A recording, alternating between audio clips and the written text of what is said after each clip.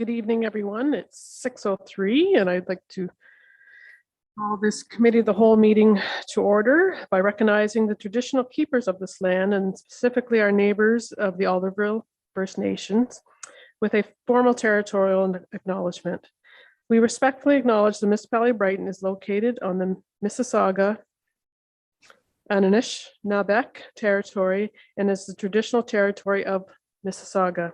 The Council of Municipality of Brighton respectfully acknowledges the Mississauga Nation, our collective stewards and caretakers of these lands and waters in perpetuity, and that they continue to maintain responsibility to ensure their health and integrity for generations to come.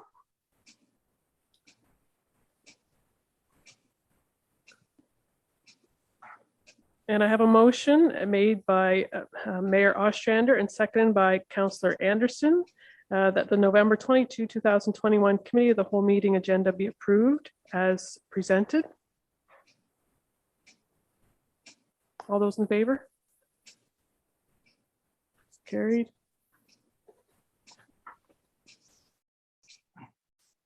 Are there any declarations of pecuniary interest? Mayor Ostrander? And thank you, Deputy Mayor. If any discussion comes up with regard to the Hilton Cemetery, I am a member of the Church Council of Trinity St Andrews United Church, which is the owner and operator of the Hilton Cemetery. Thank you. Anyone else? No.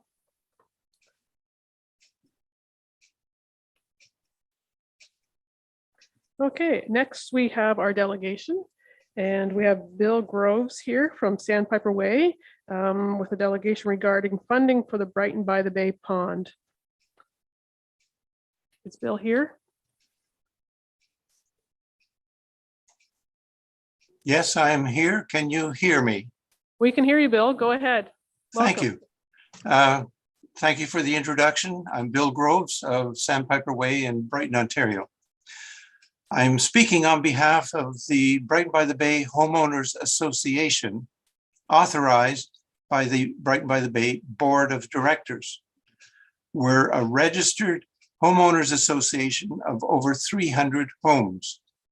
We share ownership of a community center, walkways, and a private park adjoining the pond property. I'm a 20-year member of the community residing immediately adjacent to the Brighton by the Bay pond.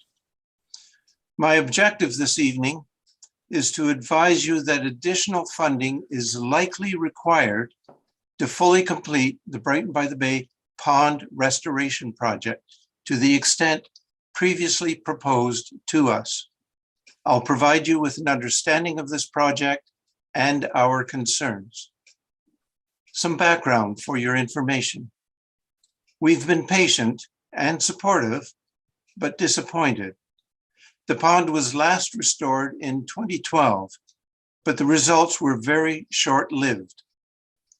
In a letter to the Brighton by the Bay Board of Directors dated September 2014, and again in a presentation of May 2015, Catherine Chisholm, at that time Brighton Environmental Services Manager, acknowledged significant problems and committed to an action plan for improving the pond functions and appearance. This was not done. The Brighton Stormwater Management Master Plan, delivered in 2019, further identified the need for the pond restoration and provided guidelines for the project scope. By this past summer, the pond was non-functioning. Vegetation, mostly cattails, almost completely covered the pond surface. Stagnation and odors resulted. Cleaning of the stormwater was not provided. Sediment buildup was so significant that the pond had no capacity to absorb more. The water flow was restricted, even with occasional outlet cleanouts, such that the pond level remained at historic high levels. This created higher groundwater levels, resulting in excessive sump pump discharges onto the streets. I measured 5,000 to 8,000 gallons per day from my own pump. The net result was that storm surges bypassed the pond and flowed over an internal weir directly to downstream lines and into the bay. David Green and I, as members of the Brighton by the Bay Board Pond Committee, have had several meetings with staff over the past years promoting and trying to help expedite this project. I commend Brighton municipal staff for their professionalism, experience, and diligence in this pond restoration project. The scope of the current project is as follows. First, to remove the vegetation filling the pond, and this is underway now. Second, remove the accumulated sediment. This is being done. Thirdly, dig the pond deeper to limit future vegetation incursion. This is planned. This was not done in the 2012 pond restoration, resulting in a shortened maintenance life cycle. Fourth, provide landscape restoration. This is planned, but is at risk with funding exposures. This was a key proposal in Catherine Chisholm's plans and also in the Stormwater Master Plan to restore the former park-like setting similar to the Harbor Point Pond project. Also to foster a wildlife barrier against Canada geese around the pond. I've counted between 200 and 300 geese during migration seasons with significant defecation on the surrounding lands and sidewalks. It's also important to clean out the storm sewer lines draining into the pond. This is planned, but is at risk with funding exposure. This was not done in the 2012 pond restoration, with the result that accumulated sediment in the storm sewer lines were quickly flushed into the pond. The pond forebay, intended to settle incoming sediment, was filled to capacity in only 2 months. Finally, to provide pond aeration. It's not clear that current funding levels support this. I want to emphasize that a fountain was one of the suggested solutions in Catherine Chisholm's presentation. The purpose is to reduce algae, help clean the water, reduce odors, and provide surface agitation to reduce mosquito breeding. Brighton by the Bay residents have repeatedly approached me requesting a fountain. Many of them, as snowbirds, have appreciated them in other settings. Nearby municipalities have used waterfalls as part of their entrance landscaping and signage. We have some funding concerns, and this seems the appropriate time in your budget planning schedule to address these. We are concerned that additional costs may exceed the current funding levels due to the following. Delays in funding and commencement of the restoration project have resulted in more work and expense than originally planned. More vegetation must be removed. More accumulated sediment must be removed. It was originally thought that excavated material could be disposed of on location here, but now both the volume and environmental regulations means that it must be trucked away. An estimate of 1,000 tons has been suggested. A citizen's complaint to the Ministry of the Environment paused the project for 2 weeks with equipment sitting idle while testing and consultations were performed. As it turns out, the test results came back within acceptable limits, but more stringent water disposal methods were implemented. This season has been wet. Combined with high water table and underground streams, the draining of the pond has been a significant exercise. In summary, we believe that top-up funding is required to address the full scope of this project. The last restoration was not comprehensive and served only a few short years. A comprehensive restoration should endure for decades and be a good return on investment. The Brighton by the Bay Pond should be considered as more than just a functional requirement to satisfy provincial requirements. It can and should be one example of the quality living environment available within our municipality. Brighton has a number of attractive residential areas. The Brighton by the Bay Pond is the most visible pond in the municipality. It is regularly visited by families outside of our community for picnics and children's explorations. A highly visible, attractive park contributes to the appeal of our municipality for all residents and developers. Thank you. Thank you very much, Bill. I'm just going to open up if council has any questions for Bill, questions of clarification at this point. Councillor LeBlanc. Thank you, sir, for your presentation. When they were cleaning Brighton by the Bay Pond, did you notice if anybody was flushing out the storm sewers?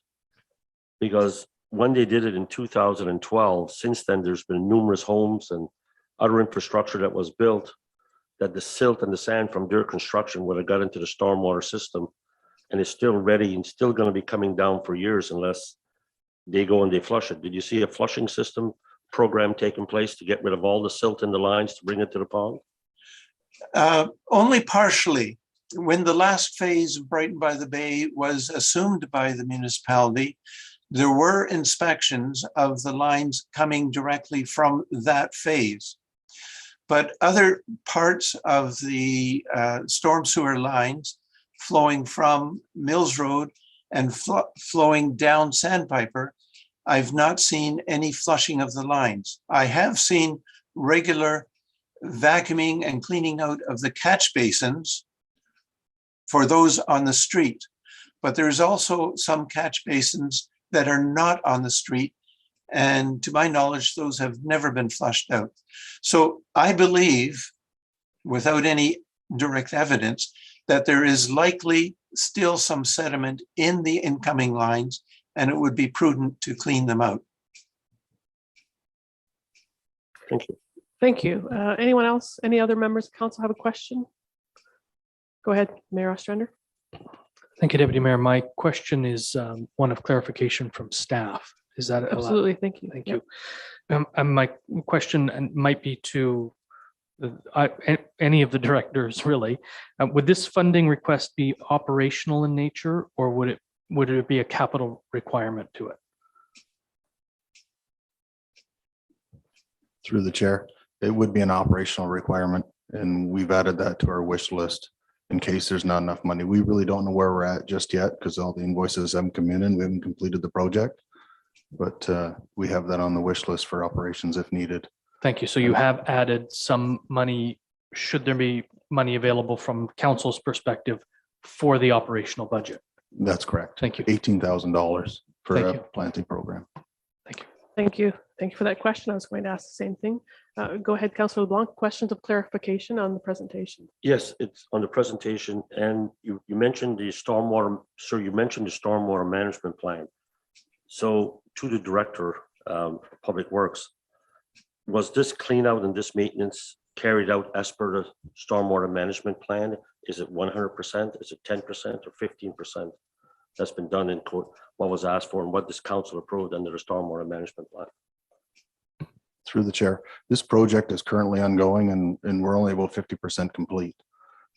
So yeah, we're following the recommendations in the stormwater master plan.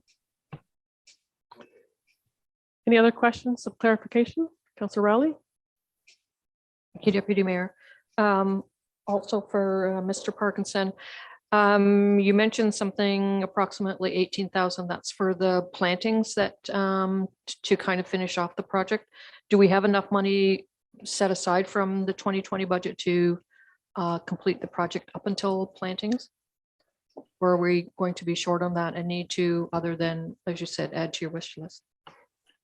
Through the chair, we were hoping to do everything within the existing budget that was approved for 2021. But as things were looking and getting dragged on a little bit, we were a little unsure. So we've put some money towards that wish list just in case we don't have enough money in the existing budget to complete the whole project as a whole.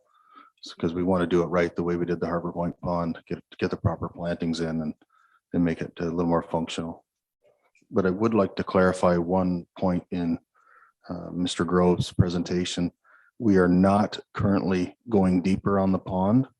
If we do, that result would need some consultation with the MECP and whether or not we would need an amended ACA, because we're changing the elevation of the pond as well as the storage capacity of the pond itself. So that's currently not underway, but we're going to have discussions as soon as we can with the MECP regarding that. Because if we could get a little bit deeper, it would help reduce the growth in the pond moving forward. Thank you for those answers. Anyone else? Councillor Anderson? Very good presentation. Thank you. A lot of good information there. Preston, if we clean this out a little more often, it's obviously since 2012, it hasn't been cleaned. So wouldn't that eliminate a lot of this, a lot of these concerns? I'm not talking about the plantings. The plantings are going to be because we're going to do a lot of work around there, but where have we gone wrong there?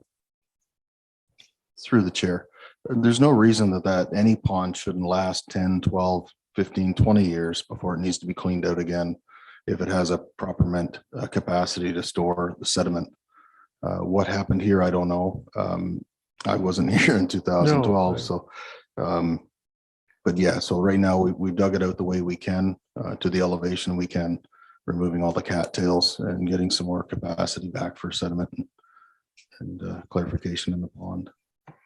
So, we're going to get enough information here soon, so we could perhaps get it all wrapped up next year. Meaning, is there possibilities of that?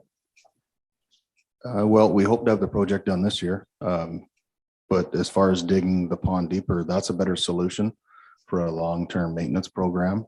But it's unclear at this point if we can easily do that or not until we get clarification from the MECP. There seem to be Okay, still thank you. a number of things to be done by the end of this year. So if you think that we can do it, great. So Thank you. Go ahead, Councillor LeBlanc. Thank you, Chair. Deputy Mayor. sorry. With the excavation and the thing that has been done, does this pond meet the 100-year rain event storm? Through the chair, I don't have that information before me, and I don't want to commit my memory to that either. I just saw, I just received this letter just a very, very short time ago, so I wasn't prepared for any kind of real debate on the facts. Right. Sorry. No, thank you. And actually, I just want to remind council, this is a budget meeting and we're looking at the possibility of a request to add to our budget. Those are the questions that we're supposed to be asking tonight, not about the actual operation. Go ahead. Okay, so basically, this is going to, we're going to receive the delegation.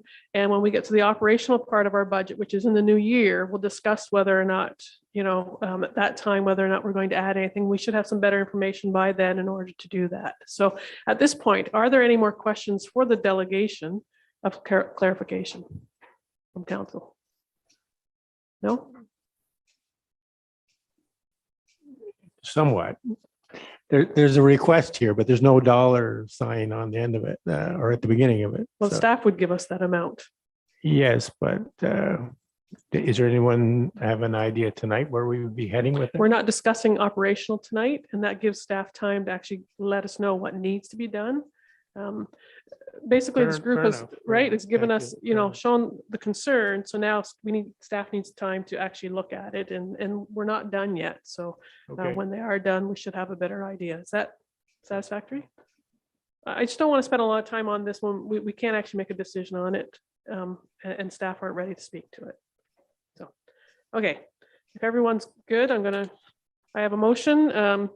The committee of the whole received the delegation, the motion is made by Councillor LeBlanc and seconded by Councillor Rowley that the committee of the whole received delegation by Bill Groves from Sandpiper Way, Brighton, regarding funding for the Brighton by the Bay pond restoration, landscaping, plantings, and aeration. All those in favor? That's carried. Thank you very much, Bill. We appreciate the time you took to come here. Thank you.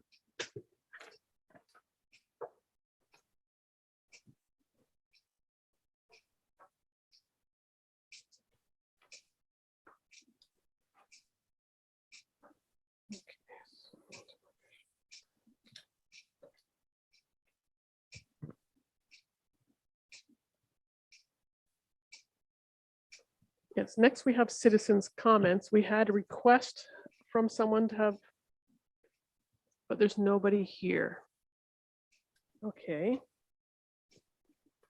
So if the person who wanted to make a citizen's comment, maybe still wants to make the comment, maybe we can take that a little bit later if they still log in. I don't want to say no at this point. So we'll carry on. And maybe they're watching and maybe they'll log in or maybe let you know otherwise. Yeah, okay. So we're going to move to the next item, and that's our staff reports. I'm wondering if Director of Finance Linda Whitfield would like to provide us with an update tonight, and maybe you want to go over that and give us any more new information before we move into our debating. Okay, thank you very much. I'd like to start off by just advising the committee of the whole that we had a few pieces of information that came in over the last couple of weeks. And one of the most important pieces of information for this committee is always what our growth was. So we were able to add $235,429 to last year's levy to give us a levy comparator for our 2022 budget. So I've provided the committee of the whole with all of the assessment changes. That's on the first page of what I just provided to you tonight. Linda, I'm going to Yes. put you on hold just for a minute because we have a citizen's comment. Oh, I yes. think let's do that and then we can move into what's next. So I'm just going to read our citizens' comment rules, and then we'll have Mrs. Richardson provide her comment. So citizens' comment is an opportunity for members of the public to submit comments or ideas to council on matters appearing before council's agenda tonight. A maximum of 10 minutes is set aside for citizens' comment, leaving each speaker 2 minutes to provide council with their comment. It is noted that language, content, and conduct must remain respectful at all times. Comments will be received without comment, debate, or questions from council, and the presiding office may request clarification or additional information on the comment from the member of the public. Brenda, welcome. Are you ready to go ahead? Can you hear me? We can. Okay, thank you. Good evening, Deputy Mayor, Council, and staff. For the record, my name is Brenda Richardson and I live at 104 Raglan Street. You have received an email regarding my comments, but I wish for them to go on record. Thank you, Madam Clerk, for the offer to speak. After reading Mr. Grove's request on the agenda for the Brighton by the Bay Stormwater Facility, I feel that it is important that you are aware of the following. I sent pictures with my email showing lawns we do fertilizing and a sign posted on the grass at Brighton by the Bay indicating that they have sprayed pesticide around the stormwater facility for weeds. I spoke to the owner the day they were fertilizing and was informed that Lawns We Do have an annual contract with Brighton by the Bay Homeowners Association to do this. These procedures are against MOE regulations, which could result in a fine. The fertilizer goes into the pond from the slope banks, which clearly indicates that it's causing excessive growth in the pond. And to the best of my knowledge, the pond had also been dredged in 2020, and these chemicals then flow into Lake Ontario. In the approved stormwater management plan, comments were made by a member of the Brighton by the Bay Homeowners Association referred to this facility as their private park. This is municipally owned property, a stormwater facility designed to do a job, not a private park. Any landscaping could interfere with the design of this stormwater facility. As you may recall, at the September 21st, 2021 meeting, a resident of Brighton by the Bay spoke clearly indicating that a stormwater facility is not appropriate to be open to the public and to be kept as a pond to manage water. I question if all residents of Brighton by the Bay are in agreement with Mr. Grove's request. I feel this should be stopped. Inform the association of MOA policy and turn down funding as requested. Enough money has been spent on this pond this year already. I suggest staff just follow recommendations as outlined in the stormwater management plan for this pond and all ponds assumed by the municipality. In the stormwater management pond, the priority ratings for municipal ponds show Brighton by the Bay due for cleanup in 2021. And next year, in 2022, the Roos Pond is due to be done at an estimated cost of $70,400. And then the Lucas Pond in 2023 with an estimated cost of $32,100. You have to take into consideration what is being spent on pond maintenance, which is also outlined in the stormwater management plan. $204,870 is a lot of money paid for the stormwater management plan. I'm hoping it is not ignored like the Genevieve report. Thank you for your time. Thank you very much, Brenda. And I have a motion here, moved by Councillor Rowley, seconded by Councillor LeBlanc, that the Committee of the Whole receive the November 22, 2021 citizens' comments. All those in favor? No, it's not on citizens' comment. I just read that.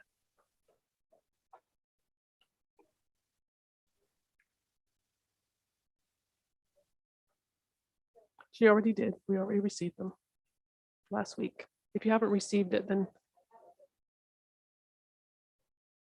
thank you. Brenda, if you're still there, Councillor Rowley is asking, you added some comments to the end that were not originally in your email. If you could forward those off to us as well, or to the clerk, and she can pass it on to us, that would be great. Yeah, I'll retype them and send them to Candace, okay? Thank you very much. Okay, thank you for your time. Thanks. Are we ready to vote now? All those in favor?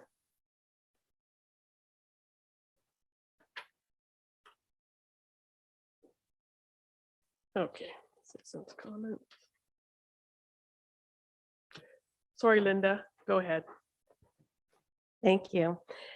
So when we left off, I was explaining that we had a $235,429 growth number. So if you add that growth number to last year's tax levy, you get a comparator of $10,067,169. So anything that any budget increase over that amount will show as a tax increase.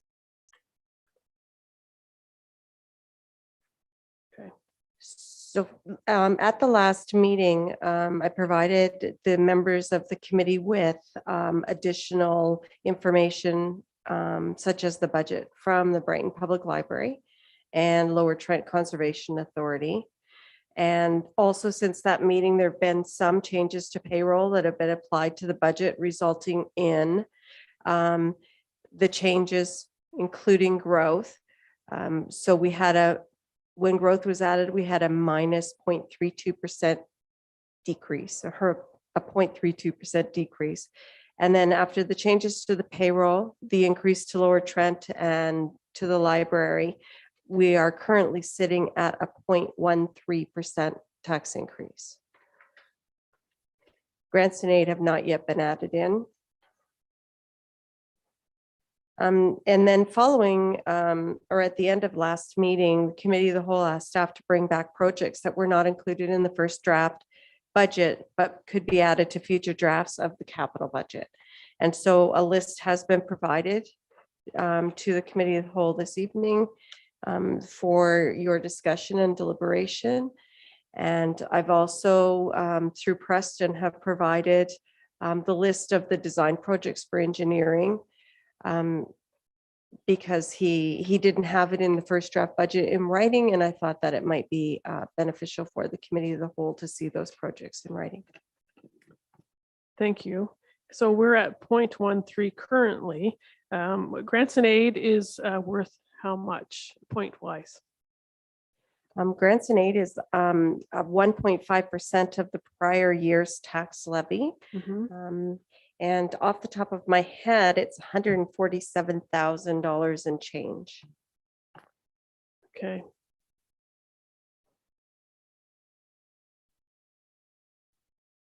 And so everyone's clear how many, how much, when we add grants and aid, how much will that add to our budget? So we know kind of where we're at when we're talking about capital tonight, because we haven't talked about grants and aid yet.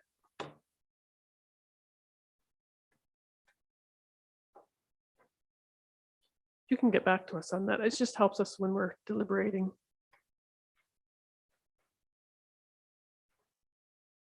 It looks like it will be about 1.46. It's around 1.5. Okay, so our budget currently as it sits doesn't include grants and aid. When we add grants and aid, which we always approve some portion of grants and aid, it could bring us to about 1.5 increase, 1.5% increase, correct? Okay. Is that everything, Linda? That's everything I have for you this evening. Okay. Does council have any questions of clarification? Go ahead, Mayor. Not a question of clarification, Deputy Mayor, but just to point out that on the bottom of the handout that Director Whitfield just went through, it does tell us that a 1% tax increase equals about $100,672 on our budget. So, you know, all things being equal, 100 grand equals 1%, right? Thank you. Go ahead, Councillor Tadman. Thank you, Deputy Mayor, and just to you, Linda, so I totally understand this. As it stands now, with their supplementary taxes and taking into consideration, because they're all estimates, some of the outside agencies haven't confirmed what their budgets are. So you've kind of taken that into consideration. The only thing, if we don't debate about adding to this budget. So right now we're sitting at 1.5 and it was agreed upon what I can't remember the date, but anyways, going up to 2% for capital. Is that correct? I believe so. Yeah.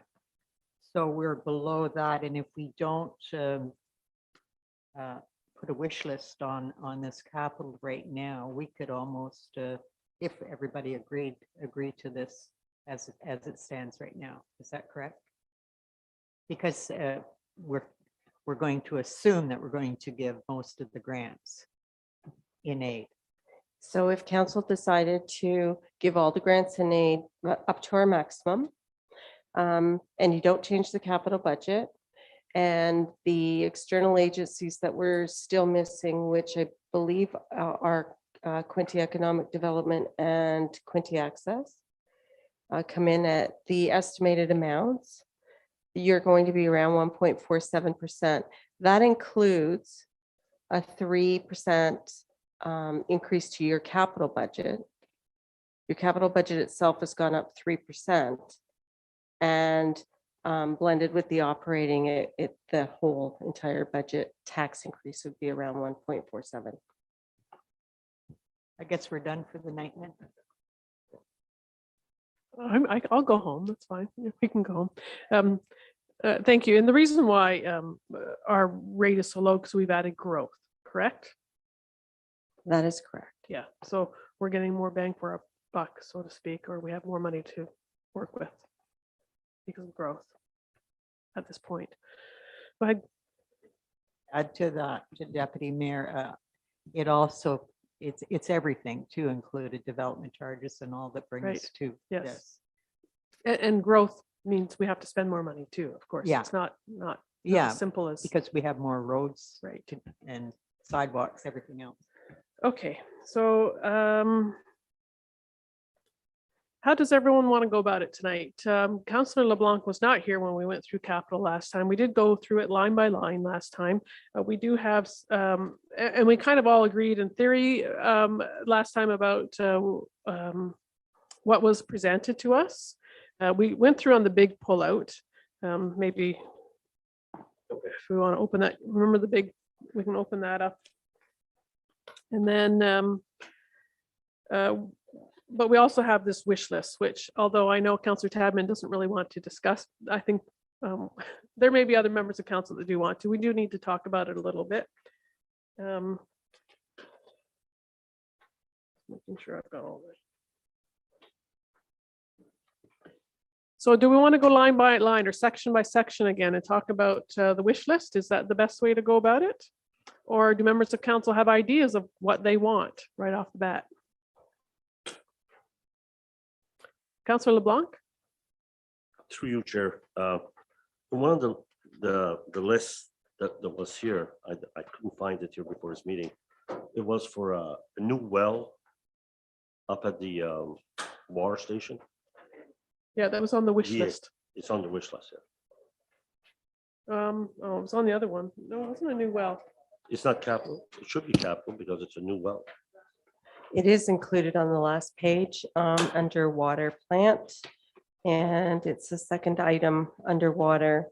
Isn't this? And is it, yes, on the final page of that capital listing.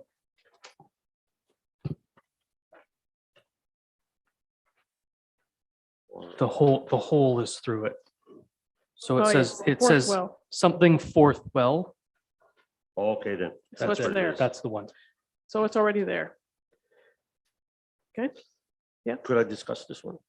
Um, You asked if there was one that you want to discuss. Yeah, I'm just going to get the consensus from council. Okay. Do we just want to go section by section and then talk about any additions, or do we just want to talk about additions or certain items?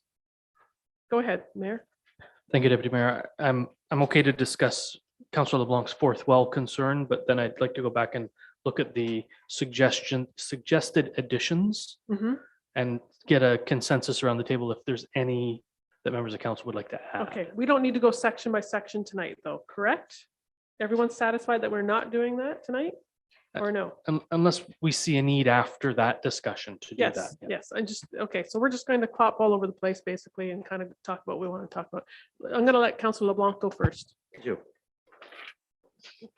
Thank you very much, Deputy Mayor. On the fourth well, I've only had one tour of the water treatment plant. But in that water treatment plant and talking with the water treatment plant manager, I asked him what the drawdowns were on the wells. So after 12 to 14 hours of operation, the drawdown is 4 feet. I asked him what his recovery time was. He said it's 20 seconds. So you have century wells. So you're looking for, when you go for a fourth well, you're looking for a major cone of depression. At 4 feet at a 135-foot well, there's no cone of depression. So if you need more water, you only have a 3-stage pump. And I understand this. I understand that you just need to put another stage. It'll give you more volume.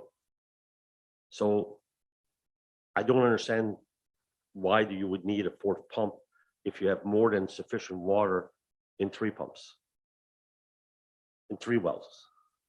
I don't understand it, because you're not going to put the well a kilometer away.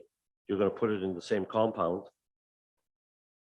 So why not just add more stages to your pump, another flight to your pump, and more impeller, instead of putting a new well, if there's a reason for it. Through the chair, the design has always been to put a fourth well in. That's what they kind of made that whole well field up for. We're at the stage where we need more capacity. The supervisor who's ran that plant since it's been built has some concerns about the amount of sand that gets drawn into one of the wells. And he feels that if we increase the draw on that well, it's going to suck in more sand and could cause some underground effects that we're not smart enough to figure out. So in talking to the person that looks after his well, his suggestion was to put the fourth well in to get a greater capacity and to start the EA process, which will probably take a couple of years. And then that'll build our future capacity down the road, probably 4 or 5, 6 years when we need that capacity. Thank you. Whenever we've had and I've gone through this scenario before with wells that sucking sand or extra dirt. So what you do, you have a problem with your screen during installation. So what you do, you pull your well, you pull your wet casing, and you put in a new screen to stop the sand from coming in. I've done this probably 30 times in my lifetime, and some of the wells are 400 or 500 feet down to 1,000 feet. You pull it up, you change the screen. You don't go put a new well. I understand the design is there for growth, but the water capacity that we have out of those wells, you could supply Trenton and Belleville and and Campbellford are there with what you existingly have. I, for myself, I can't see the benefit of a fourth well. You already have a spare. You already have two spares. If you need more water capacity, just add another stage. Because your pumps that we're running this town with, they're small. They're not very big at all. So Councillor LeBlanc, this is a budget meeting. Do you have a suggestion for this budget line or that you don't would want say- this budget line? Is that to your, I would question the value of the fourth well and the cost of the fourth well. okay. Councillor Rowley, then Mayor Ostrander. Thank you, Deputy Mayor. While we're on the fourth well, the $105,000, is that for the EA, Mr. Parkinson? Through the chair. Yes, that was for the EA to move towards getting the fourth well. Right. And this isn't a tax supported item as it's a user pay item, right? Because we're dealing with water, correct? So Right. it has no effect on the taxes, on Right. the taxes of the resident. Yes, Correct. correct. Thank you. And through the EAA process, if, like, when do you, I guess, is there a point where you find out whether or not that fourth well is actually needed, or once you start the process, are you kind of going down that road?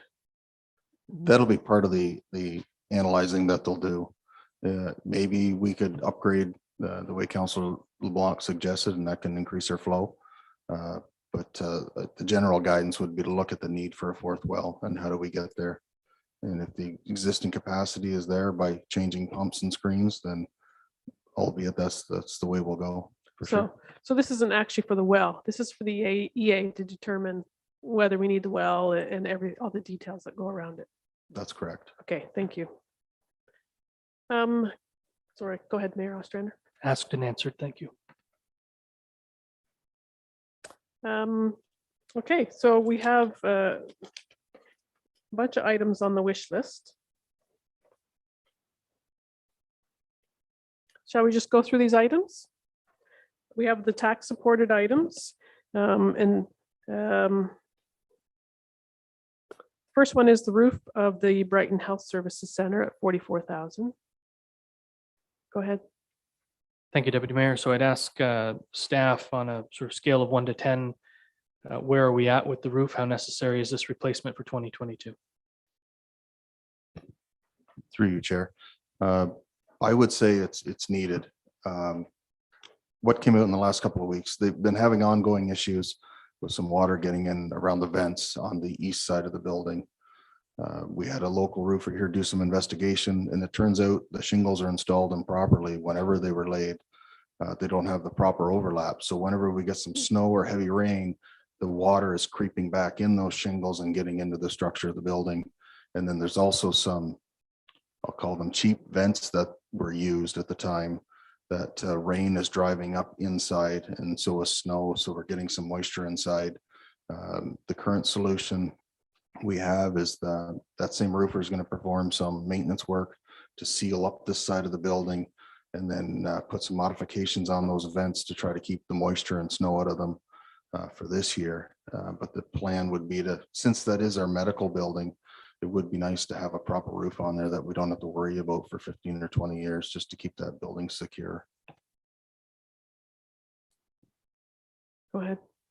So I would say, it sounds like we should be putting this into the budget, but if I say that to all of these items, which I don't know if I'm going to, but just because I think we should include it in the budget doesn't necessarily mean I think we should include it under tax support. So I think if council goes through this list and we get to a reasonably sized dollar value, we'd be asking staff then to also come back with funding options. Okay.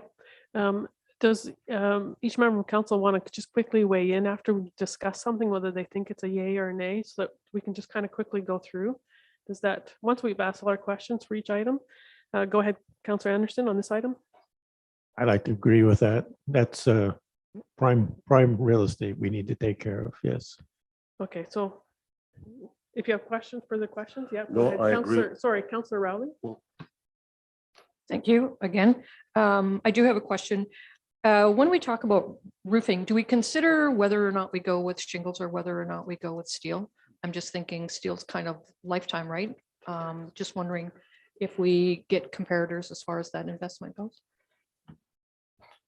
Through the chair, I didn't for this roof, just because of sheer size and sheer cost that will accompany the metal roofing option on that. I can certainly look into it. I don't have that number tonight, but it will be significantly higher. Could be, triple, maybe even 4 times higher than what asphalt shingles would be.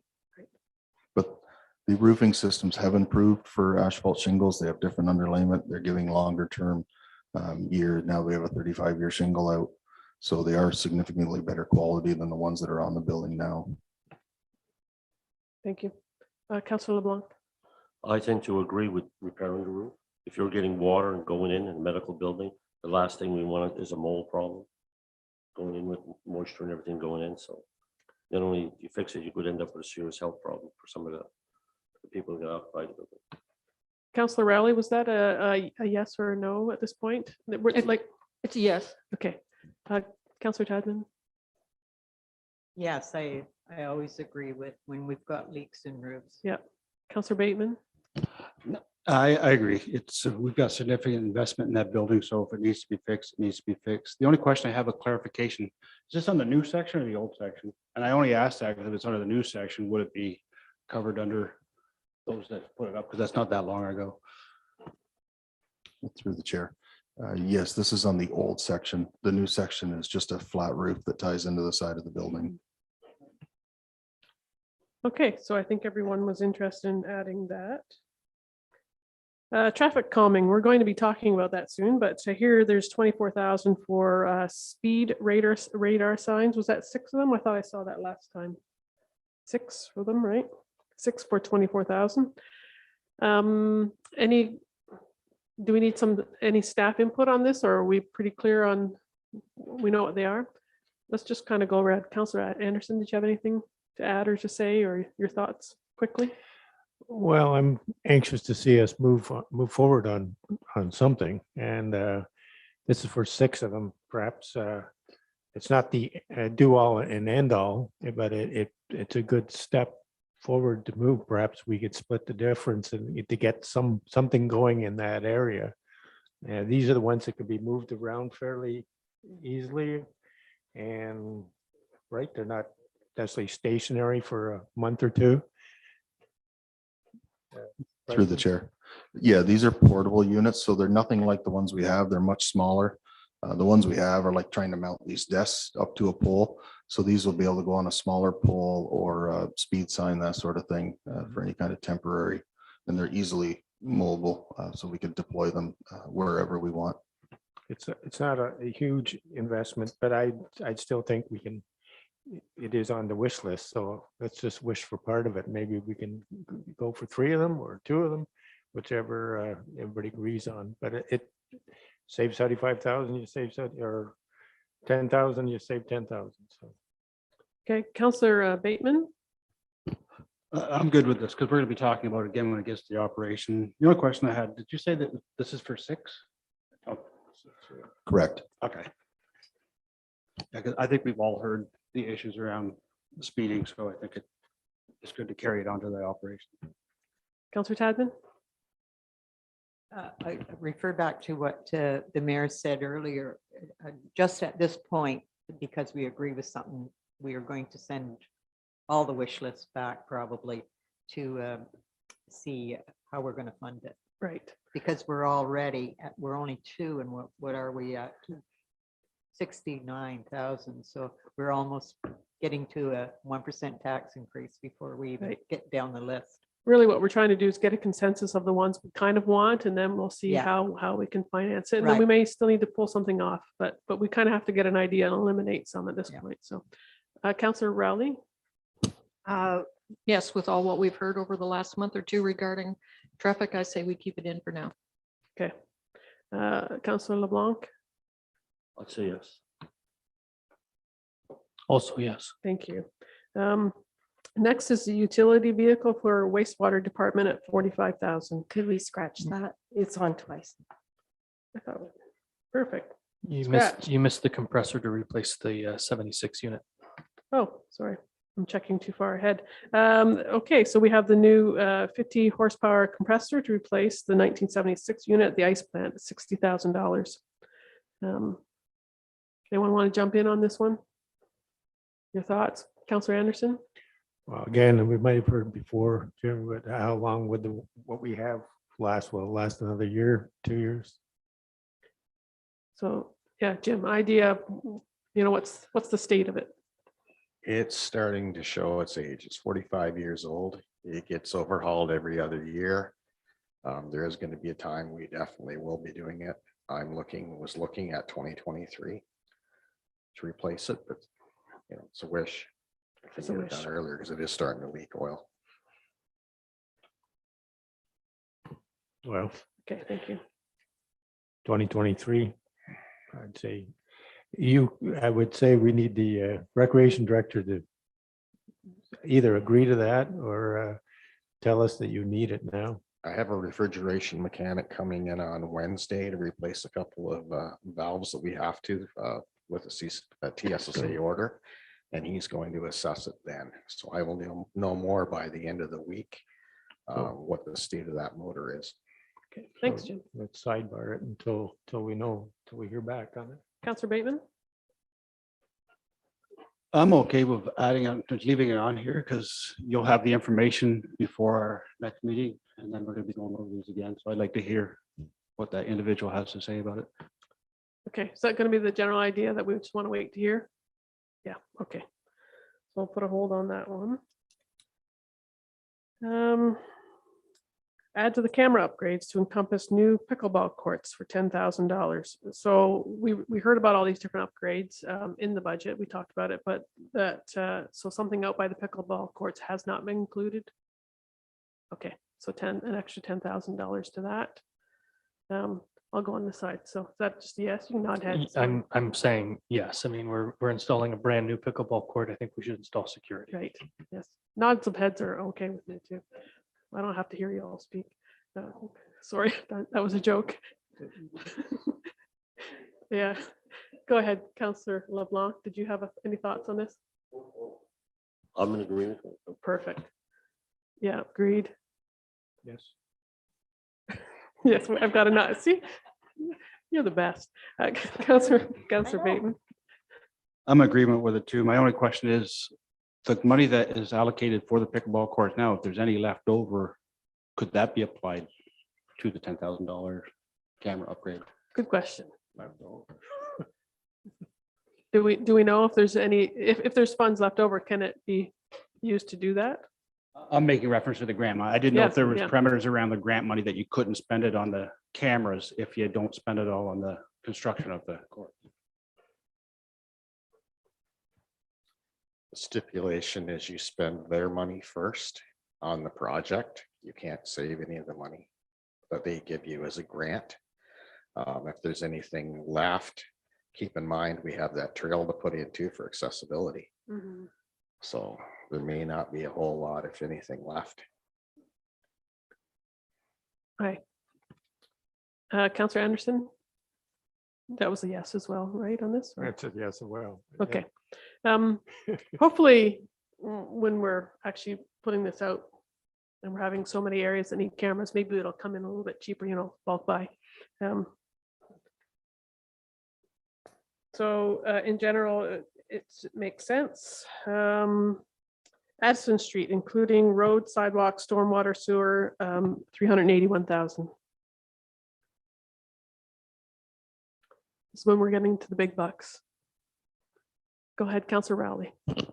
Once again, who knows how creative our staff can get when it comes to finding money. I think after our last meeting, I think if there was a wish list with the Director of Public Works, he's concerned about Addison and Napoleon, correct? That they would be next on the list. So I'm good to leave it in, like I said, to see how we can come up with those dollars. If I can ask a question, just jump ahead at Napoleon. You've included the water and wastewater mains. Would that come out of water and wastewaters? So that wouldn't be part of the tax support then, right? I included the words in error. I meant to take out water main and wastewater.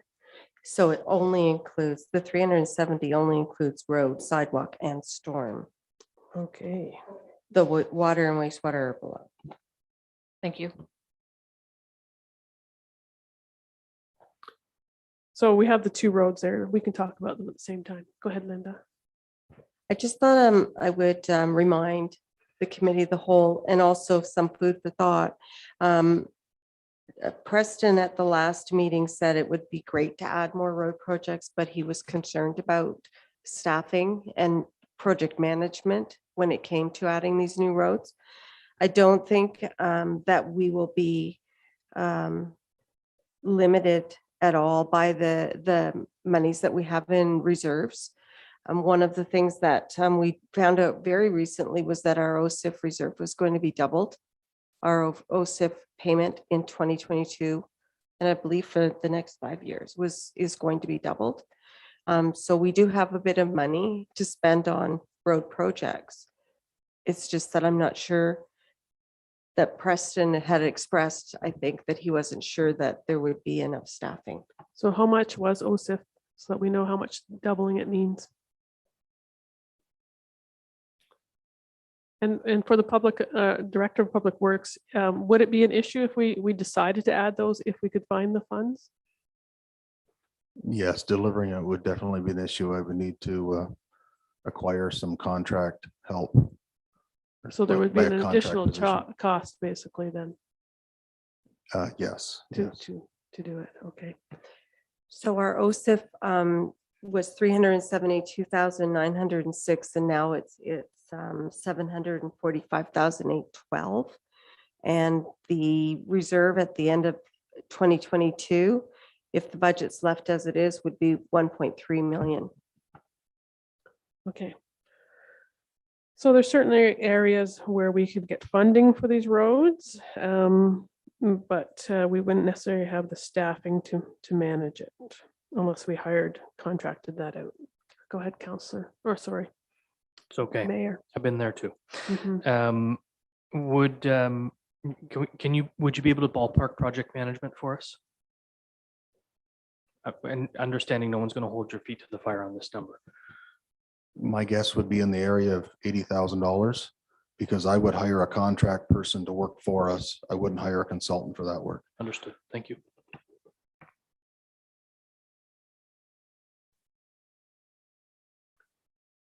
Any other comments on this? Go ahead, Counselor Anderson. So these two streets could be done next year. Providing funding, yes. Yeah. Okay.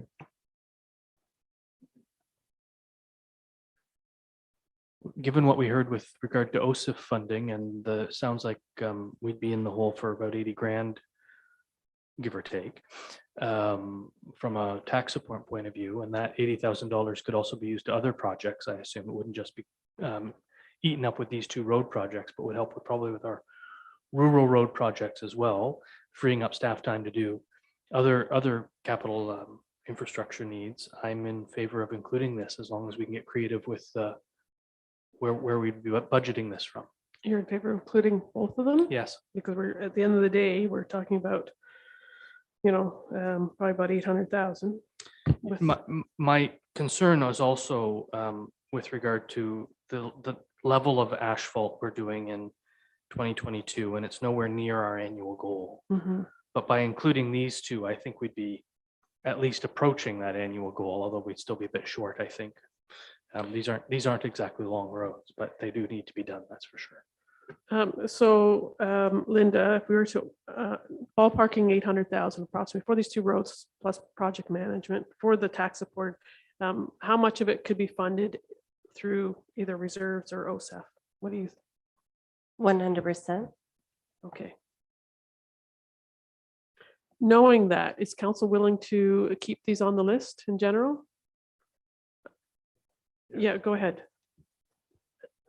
But the 80,000 would be tax supported, right? As operation? I could actually move a few numbers around and make it work for us. Okay, that's all I need to know. We have that recorded. Perfect. Just checking. Counselor Anderson first. Yes, I'd like to see it done too, and I agree with the mayor on that. Thank you. Go ahead, Councilor LeBlanc. Deputy Mayor, I have a question for the Director of Public Works. These two roads, have they been CCC camera And are they major infiltration of wastewater or groundwater going into the wastewater treatment plant?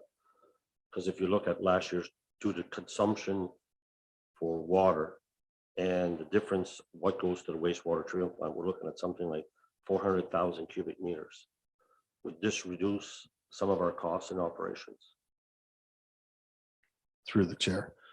Yes, the infrastructure under the ground is absolutely beyond the end of its life. And it is no doubt contributing to the infiltration. The effect that it'll have on what the amounts are and the volumes are coming into the plant is a bit unknown, but it would help towards that for sure. So by repairing these, this would allow us in our capacity for building up more homes and more residents in our built up area, if we can reduce the infiltration. So the other one is you want to replace the water mains here. We have over 100,000 cubic meters a year that we're producing of water that's not being consumed. Are these water lines, you know, there's any exfiltration coming out of these water lines, the joints, the hydrants, stuff coming out of that in that area? That information is unknown. It can be assumed, but nothing's bubbled out of the ground or anything that's drawn our attention to those streets. Go ahead, Councillor Rowley. Thank you. I think a few years ago, I believe Councillor Tadman and I were both sitting on council when Center Street was reconstructed. And at that particular time, Addison had a big problem already then. They had a big, if I recall, a fur ball to kind of get out of that intersection just to clean that. So I think that whole block, I think the intention at that time from Public Works was to kind of do that whole area because it is probably one of the older areas. So I'm in agreement that we keep this on and hopefully find a way to finance and get it done. And as the mayor said, you know, we're not doing any asphalt areas this year in the municipality. And if this is an opportunity with the OSIF money to kind of get us ahead of the curve a little bit, I think we need to try to get ahead instead of staying behind. So I think on this one, we have a general consensus from council to add it, knowing that we can fund it not through taxpayer support. Is that kind of the idea? Because that way Linda can go ahead and make that adjustment. Is everyone good with that? Councillor Tadman? Yes, and I agree with Councillor Rowley. I mean, this has got to be what, 6 or 7, 8 years ago when that it should have been done then. Okay. So Yeah. I think it's well deserved to get it done now. Okay. Councillor Bateman. I'm in agreement with that. Just a question for the director. And for anybody that might remember, I thought we budgeted for Napoleon Street to be resurfaced last year. So is this amount just for the other stuff that's indicated on here? Through the chair to council. It's only the design work that was in the budget for Sanford, Addison, and Napoleon. And that's been done, correct? Addison and Napoleon are both sitting at 90% design right now. Okay, thank you. Okay, so general consensus on that, Linda. I think we want to go ahead with those. The next item, can we move on, is the self-contained breathing apparatus at 180,000. Do we want comments on that? Go ahead, Mayor. Thank you, Deputy Mayor. So same question on the roof on a scale of 1 to 10. How needed is this? And I understand it is a health and safety issue for the members of the fire department, but it wasn't in your original budget. So I'm curious why it's here now and how needed is it? Through the chair. Thank you, Mayor. Right now, we have 120,000 in the current budget. Originally, it was 300,000. It was brought down to 120. This will just help us back up to the 300 to get all the SCBA packs. With the 120, we're able to purchase masks only. If we had the full 300, we'd be able to purchase the backpacks and the cylinders as well. Thank you for that. Council, your thoughts? Go ahead, Councillor Tadman. I think my memory is correct that you have quite a bit of money still in reserve for things like this. No? Oh, then I've looked at the wrong line. Sorry. I haven't got it with me right now. Go ahead, Councillor Rowley. Thank you. I think Councillor Tadman, and I are both looking at the development charges reserve that we have for fire. Is that something that some of those dollars could come out of the out of the development charges. There's 200, at the end of the year, there would be 244,000 if we don't take any other than the 60,000 out. Is there an opportunity to take more? I guess that's a staff problem, not mine, right? Yeah, I would have to just check with the study. I'll get back to that Thank you. during this meeting. Thank you.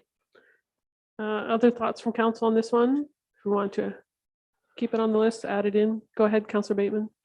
Just for the fire chief, how long has it been since they've been replaced and what's the life expectancy of it? So I guess, are our firefighters at risk using the equipment they have now because they're at the point of being not efficient? The cylinders are coming due this year, next year, and the year after. The cylinders are got 15 years on them. The packs are at 15 years as well. So they're coming due in the next year and a half, 18 months. But some of the cylinders are due this year. Correct. We'll have to replace some of the cylinders coming up in 2022. And we have some in the budget for that, correct? But not, Correct. yeah. But the packs we're going with would be 4,500 PSI compared to the 2216s that we currently have. Okay, thank you. Councillor Anderson, I think you had your hand up. From the sounds of it, I think we need to move ahead on this and we'll put it on our wish list too. So we can whittle it down to, like we were talking before, half of them or something like that. But I think get it done and everybody be safe and everybody be prepared. As long as council understands it, so far we've kept everything on the wish I list. understand, but I Okay. think it's important.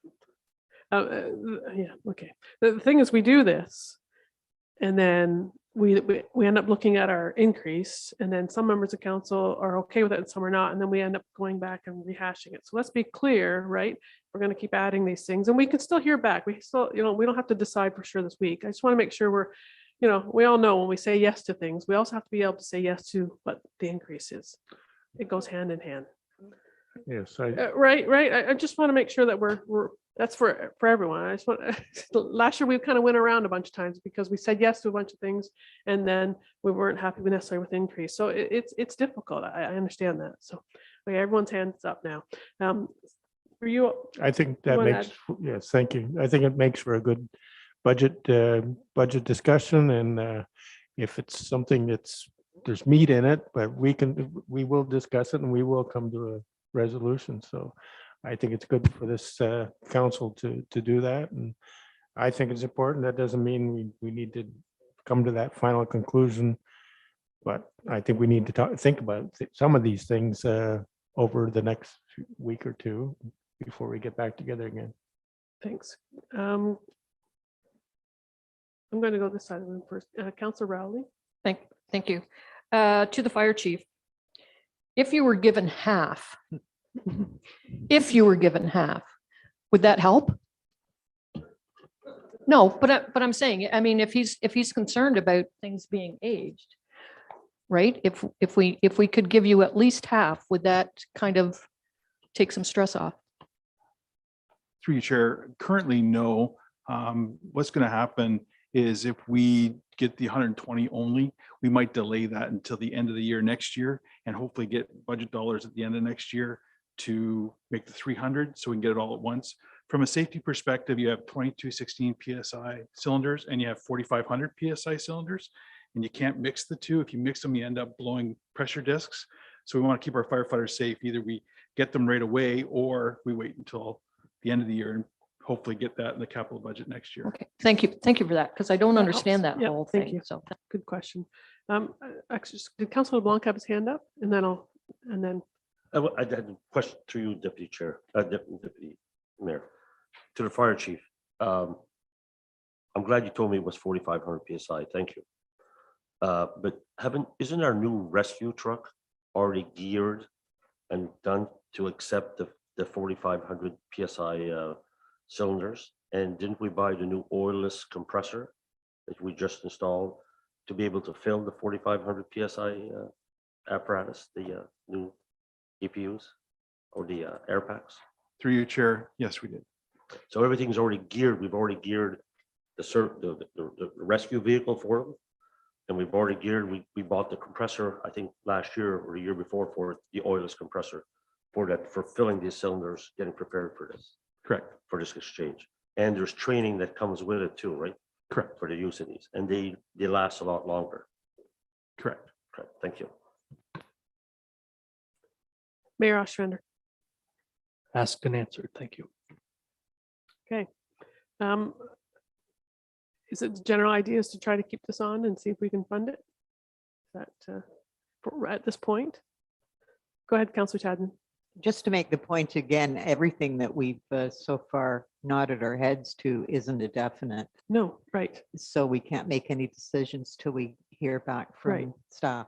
About funding, yes. Yeah, and just another comment in all of this, that's always been my main convictions when I'm doing a budget is health and safety, which even comes to roofs and accessibility. So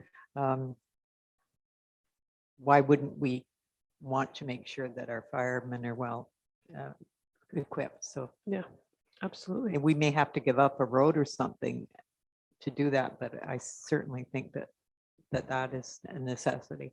Okay, thank you. Okay, let's move to the next item. We've got that one on the list. The cold patch hot box replacement, 53,000. I don't know I know what cold patch is. I don't know what the hot box is, but I'm assuming is that a public works thing? Well, I didn't ask you. Do we want to know more about this?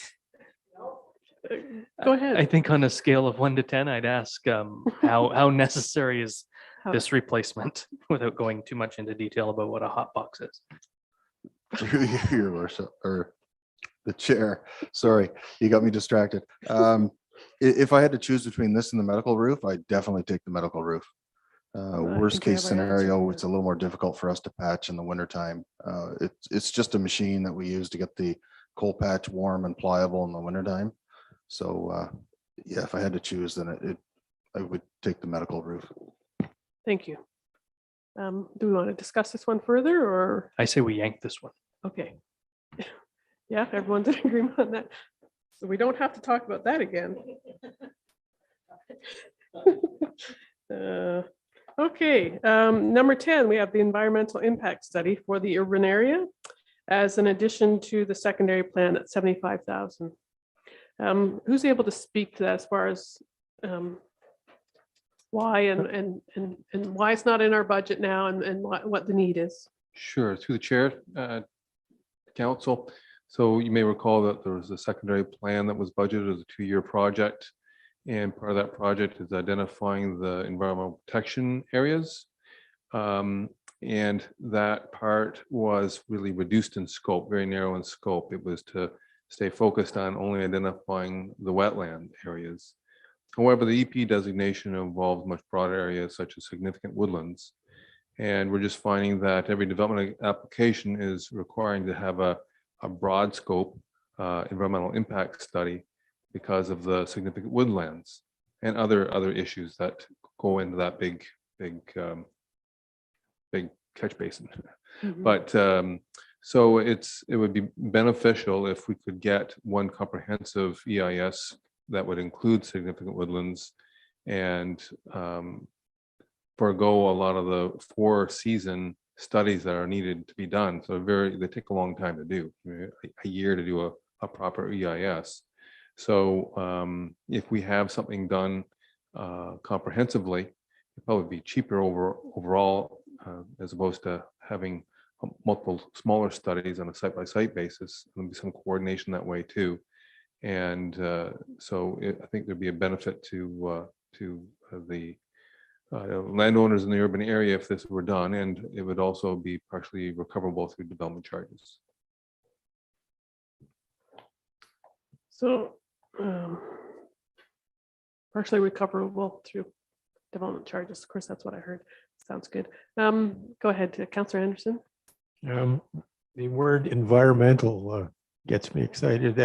Would there be some direct funding for that from our environmental minister or anybody like that? for a study like of this ahead. nature.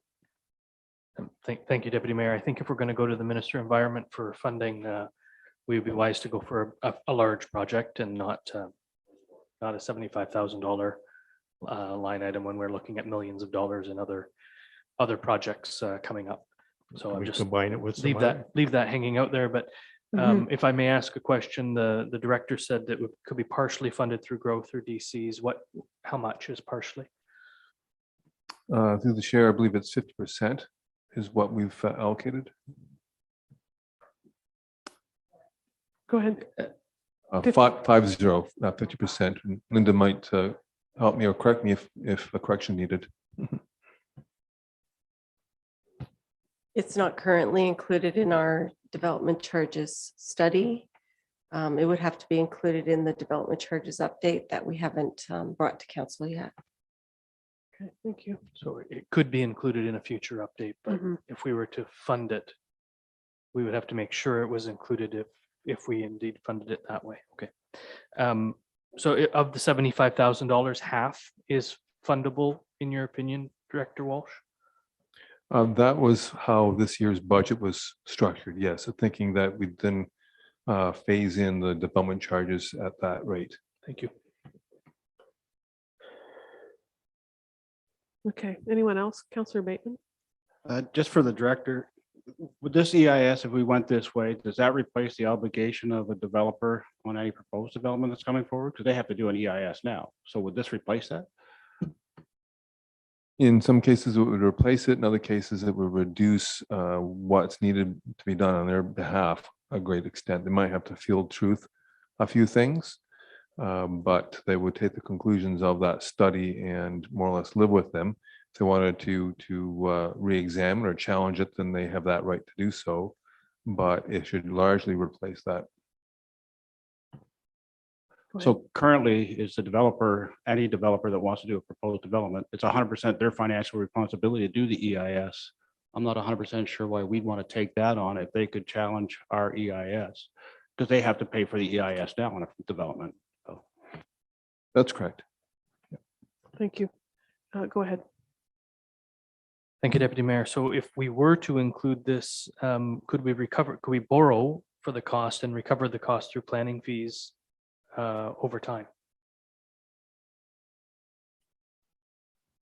Since really, in my opinion, the average ratepayer shouldn't have to pay for this.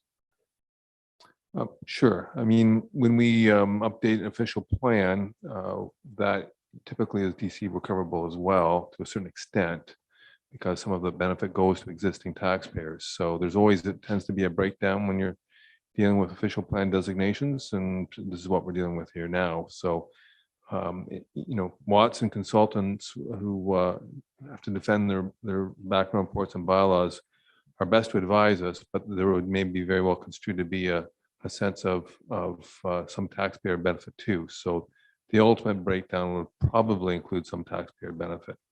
At least that's been our discussions with Watson's to date. Go ahead.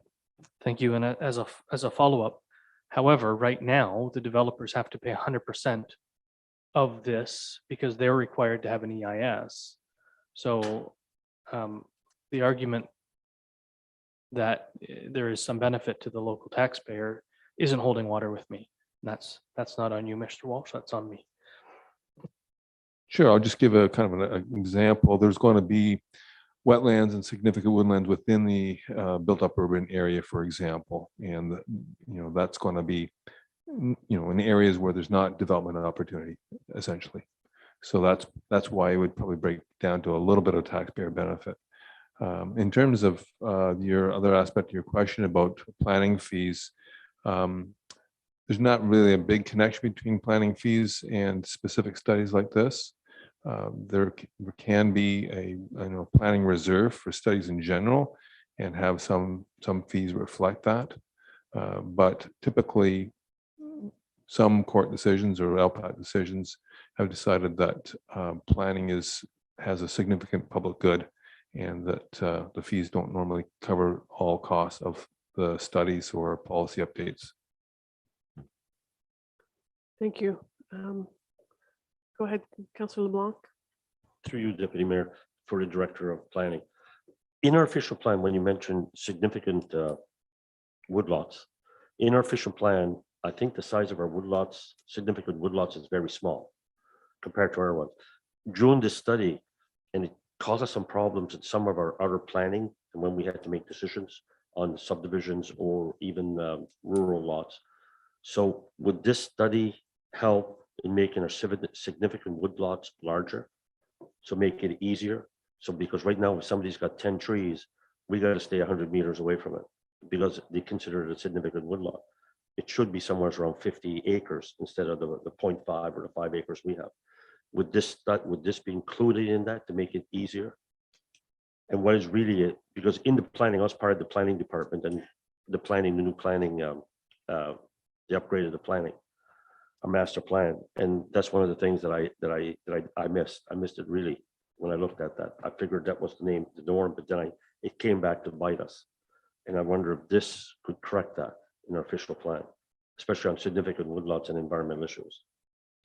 Through the chair, yeah, it would correct that because right now that the Places Grow Act came in and that created a whole new standard for significant woodlots. So that just came in the last year. So now we're having to live with some of those new policies at the provincial level.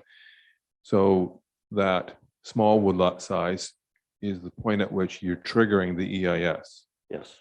However, if we do a more focused EIS, then we're past that assessment stage. We're doing the assessment stage through our EIS at the community scale. So when the developer comes in, they don't have to do that initial assessment. We know it's not a maybe anymore. It's either gone one way or the other. It's gone, yes, you are significant, and here's the line on the map, and on the ground, as the case may be, or the other way, no, that's not a significant woodlot. We're not going to have that mapped as if it were. And I'll just give you an example for the Beaver Creek condominium development / subdivision development, the Butler Creek one. That was originally just to be a full condo with no internal public road. And it was partly out of confusion over the EP designation. So there was a major delay, a major frustration by many parties until the accurate site level EIS got done. But it took a long time to do.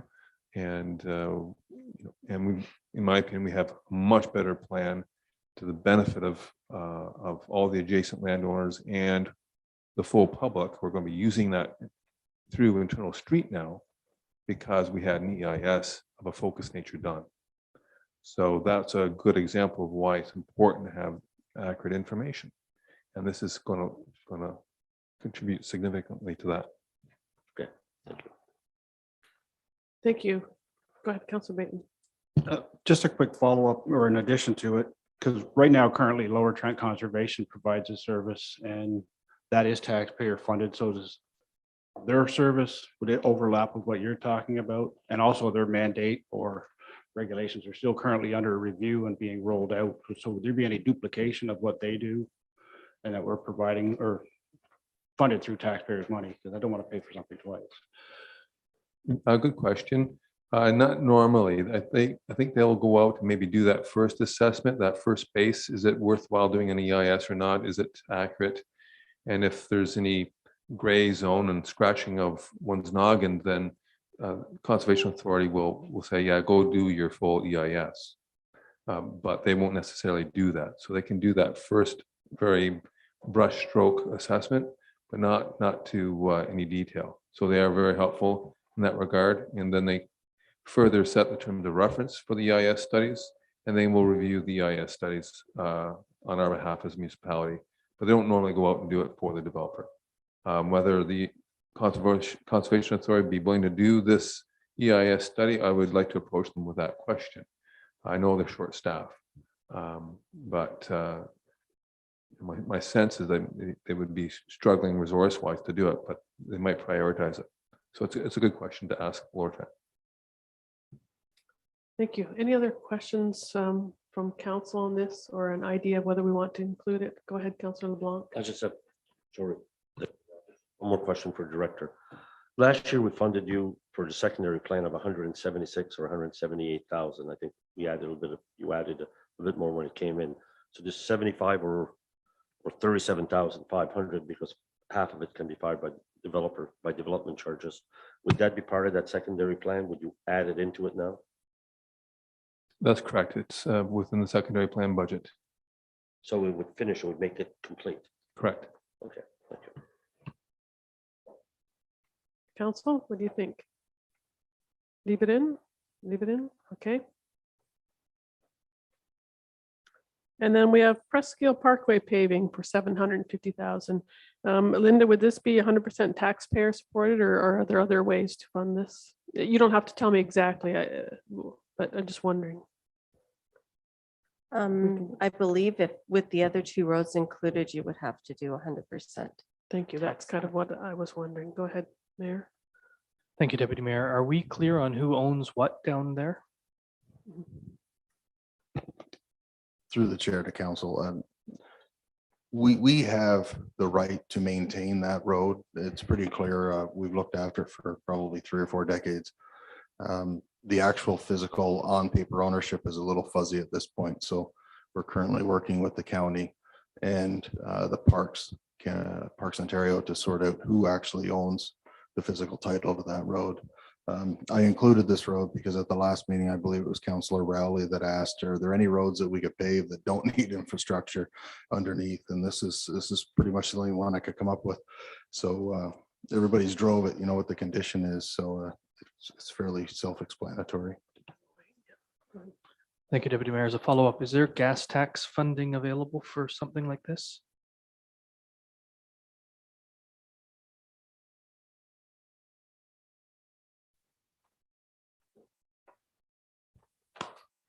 We do have some money in our gas tax reserve. Right at the end of 2022, it's estimated to be around 977,000.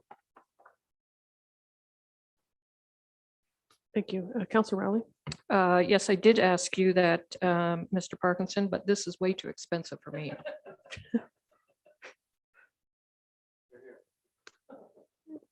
Councillor Bateman. I'm good leaving it in there for future discussion, but I'm really apprehensive of saying yes for something that we don't know if we 100% own, at the risk of riling up Councillor LeBlanc. We look at Telephone Road and there was debate on whether we should do that based on who uses it the most and stuff, but if we don't even know who owns this. Plus we have, I know they're way off in the future, but 2 proposed developments, and you might be looking at redesigns on that road to accommodate. Okay. Are we going to leave it on or are we going to take it off? Go ahead, Councillor LeBlanc. Through you, the Deputy Mayor. Director Linda Whitfield, you told us we were going to get 750,000, double the thing, plus we have 1.3 million. No, you said 750,000, and then in reserves we have 1.3 million. I got it written down right here. Yeah, so yes. If when you add that 750,000 to your reserve, your balance will be 1.3 million. okay. But that's not including gas tax. No, that's just the Ontario Community Infrastructure Fund.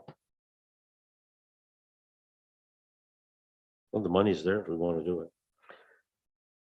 So with a lot of these, what I don't want to do is put Linda on the spot as far as where it's going to come out of. If there's a general feeling that, yeah, we want to see this happen, then we should decide that tonight and perhaps ask, Linda to, we're going to give these things back to her and say, where are we going to fund these or how are they going to be funded? Go ahead. I'm going to say take it out for this year. Thank you.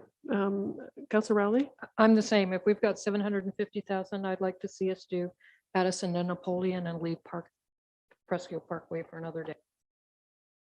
Councillor Tadman? Yeah, I'd take it out too, because I'm not so sure it's ours to do anything with. Until I know that, I wouldn't touch it.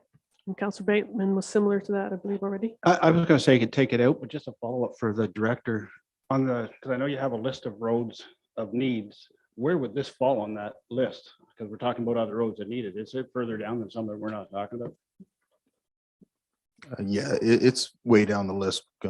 when you consider all the infrastructure needs underground. I think we just got our answer. Yep. Yep. Thank you, Preston, for that. So we're not going to keep that one on there. So just what I have here is that we're looking at number one, number two, number three was a maybe, right? I have a star there instead of a check mark. So, and number five, the camera, yes. Addison Napoleon were yes, and we wanted that funded not from taxpayer. The number 8 was still on the list. Just wondering how maybe we can fund it. And number 10 is on the list. And we're looking at that funding as well. Correct? Okay. And then now we have wastewater. We have utility vehicle for the wastewater department, 45,000. Now, these wastewater and water items would be supported through user fees, correct?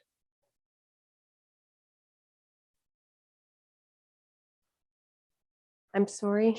Sorry, the next two items are wastewater and water wish list items, and they would be funded through user fees, correct? Yes, through the user fees. And if you've already added Addison and Napoleon, then they're added as well. Right. So you have one item to discuss. Right, so those automatically.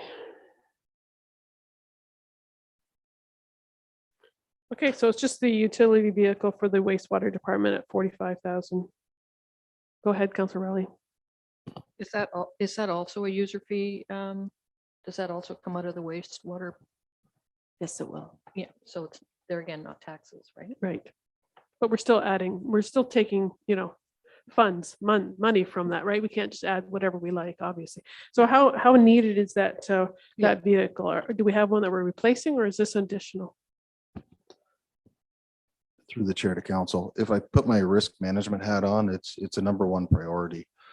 The goal with this is to get the large 3/4 ton and half-ton trucks off our berms when they go to do sampling and any kind of maintenance work. They have had incidents where the pickup trucks have slid into the lagoon and the constructed wetland in the past. This past year, we had a telelift slide off that bank into the constructed wetland. So that kind of brought my attention to this matter because it just showed the construction of these berms is just clay and fill. There's really no structural strength to them. So if we could avoid having the heavy pieces of equipment on there in the soft seasons, it would be very beneficial. Okay. Comments from council on this one? Yes. Yep. Yep. Yes. Yes. Yes. Okay. Keeping it on there. I'm getting wish list fatigue. I haven't submitted my wish list yet. Okay, so the next page, the following projects included in 2022 engineering budget. Some of these design projects are carried over from 2021. So for these ones, Linda, what do you need from us on these? It's just that was just for your information. Right. This was based from a question that was asked, right? So these are the items that we have on there. We don't need to make a decision on that. So what we can do at this point is Linda has our list and our wishes. Should we review this again next week if Linda's able to come back and give us an idea and give us an idea as far as what how it can be funded and how much is tax supported and what it does? Okay. Yes. Is there anything else on our capital budget that we need to discuss tonight that we're not clear on or not sure that we can move forward on, or are those items that we discussed last week still okay? Go ahead, Councilor Rowley. Can we add to that? Can we add to the capital? No, I said I had wish list fatigue, so no more. Sorry. I'm just, yeah. Sorry. Yes, what would you like to it's a add? small item. Is it? Okay. And Councillor Tadman just brought up Christmas and Santa Claus. And I know we've all this evening received a copy of the 2022 DBIA budget. DBIA has included up to $15,000 for beautification as far as the Christmas season goes, with lights in the park and everything. I know there was discussion earlier this year that this municipality might not maybe necessarily partner, but certainly work with the DBIA to beautify what we do as far as Christmas goes. So wondering if Christmas lights are capital, and if we can add a few dollars, and from where that would come from. So the DBIA is already spending 15,000? Is that correct? We are hoping to spend $15,000 When? next year Next for year. 2022. Okay. Yes. And you're wondering if we could If add some? if council would be supportive to, partner or at least share some cost. Would this be capital? I think it would depend on the entire dollar amount. And if we actually go out for an RFQ on it through the municipality, or just providing some support toward it, then it would definitely be operating. I think we've had this discussion before, and I think it was through operating that we might have discussed this. Your thoughts? My only thought is that I'm supportive whichever budget, whichever it's operating or capital. The DBI does a lot of work beautifying our downtown park over Christmas, and I think it would behoove us to help them out with some dollars and cents. I think that's a good idea too. Maybe if you have a recommendation on maybe how much is needed from the DBIA, maybe we can discuss it. I think during operating, it makes sense. They're just asking for some extra funding from us for that. So I think it would make sense to do it then. That's fine. We've discussed it. I know this year we didn't do anything. Most of that being the fact that there was no supply. So we're just basically working on, but we want to get a head start for next year. So I know some on our board will be looking earlier than later to get some costs in that. And then if we have to come through the municipality to put some kind of RFP together or whatever, we can, I'm sure we have some members who will work with Linda to see what we need to do to get that done. Okay. Is that satisfactory for everyone? Is there anything else on our capital budget that we want to discuss tonight or rehash tonight? No, I'm getting a bunch of no's. So everyone's satisfied with what we talked about tonight and discussing next week. Further details on these items that we've kept on the wish list. I know I'm asking the question lots of time. I just want to make sure that we're moving forward in a way that everyone wants to. Yeah, okay. Find my agenda. It's too much paper here.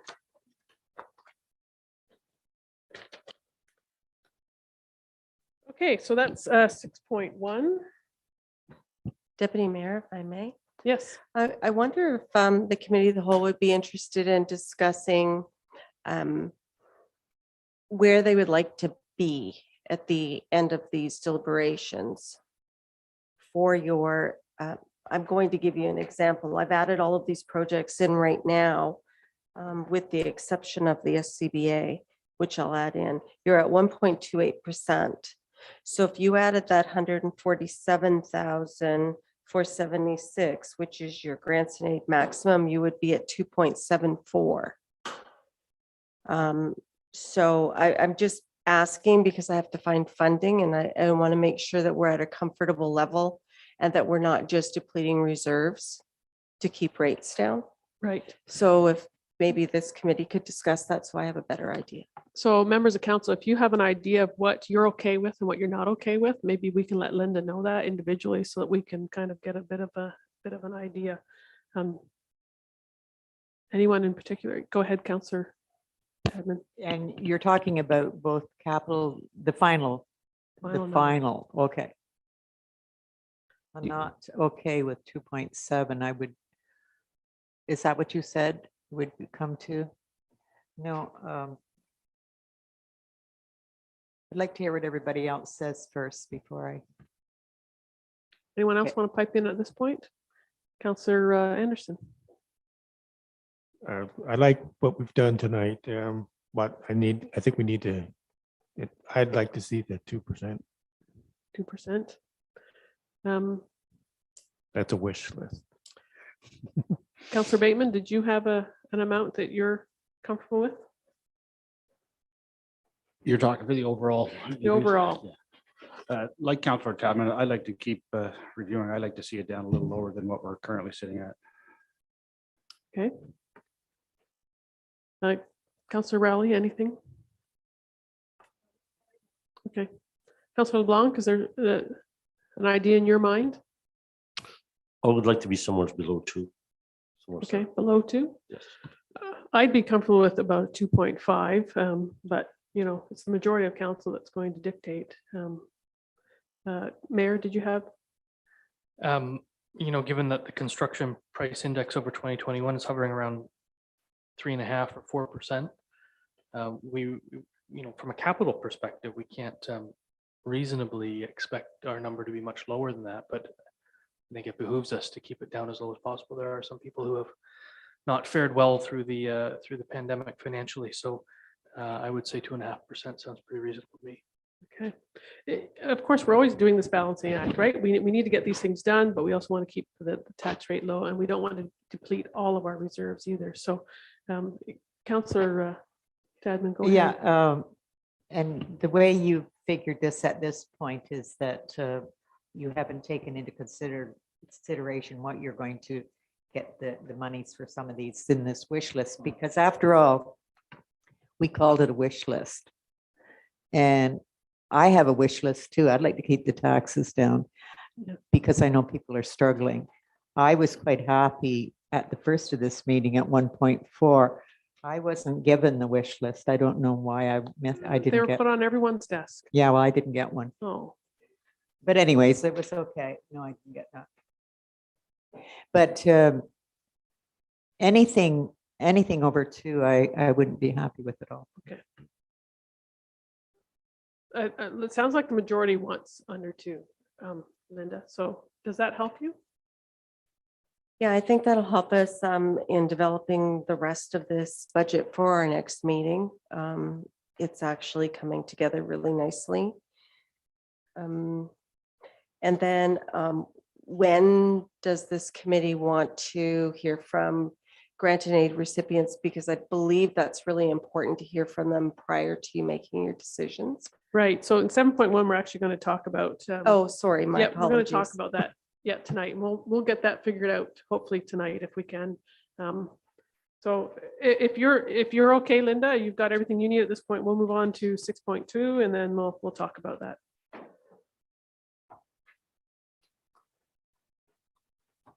We're not ready for that.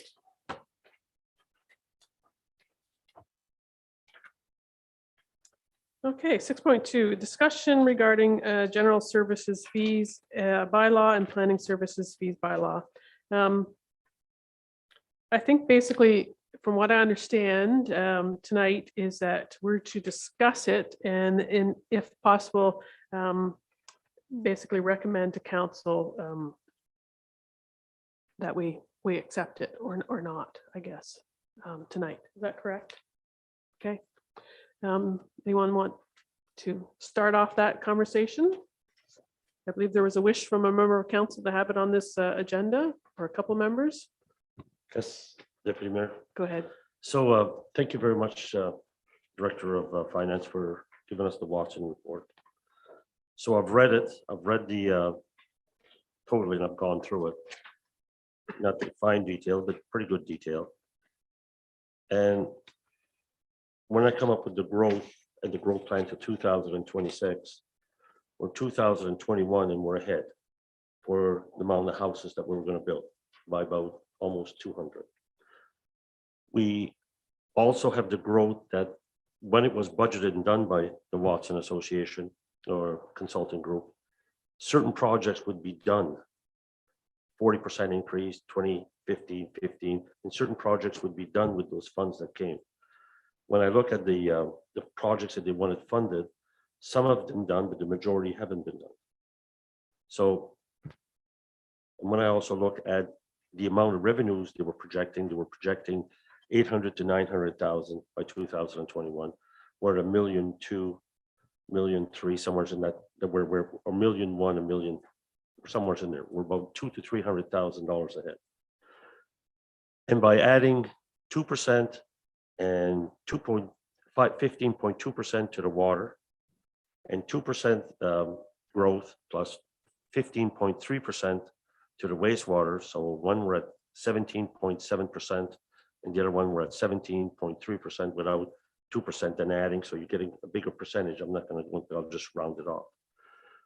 So you're looking on $100 bill on $100, you're looking at about a $17 bill coming into it. So if we're going to do a tax increase, it's on all the municipality of Brighton, but we're also going to hit the urban, which they have to supply. They have water, sewage, stormwater, the benefits of living in a rural, in the built up area with sidewalks and everything else that comes with it.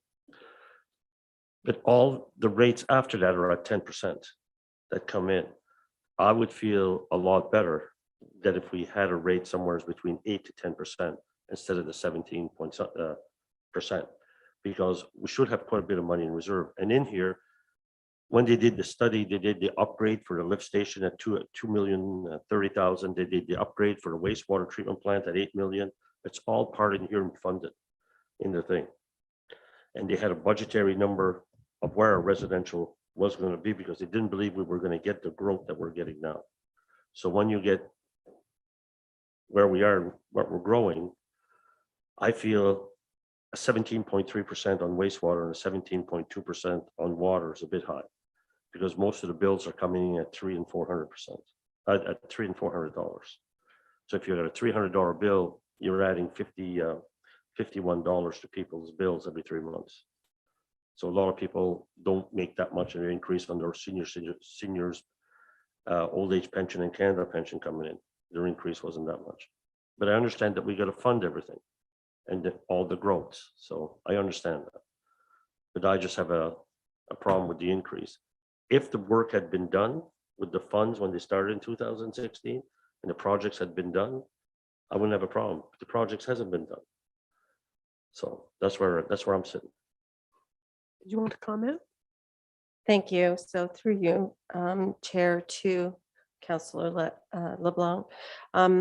First of all, it's not a 17% increase. It's you're going to blend the 2% with the 15%. It's going to come out somewhere around 8%, I believe, as an increase to water.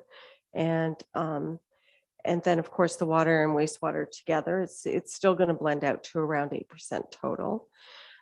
So I don't think that it's going to be as drastic as you feel.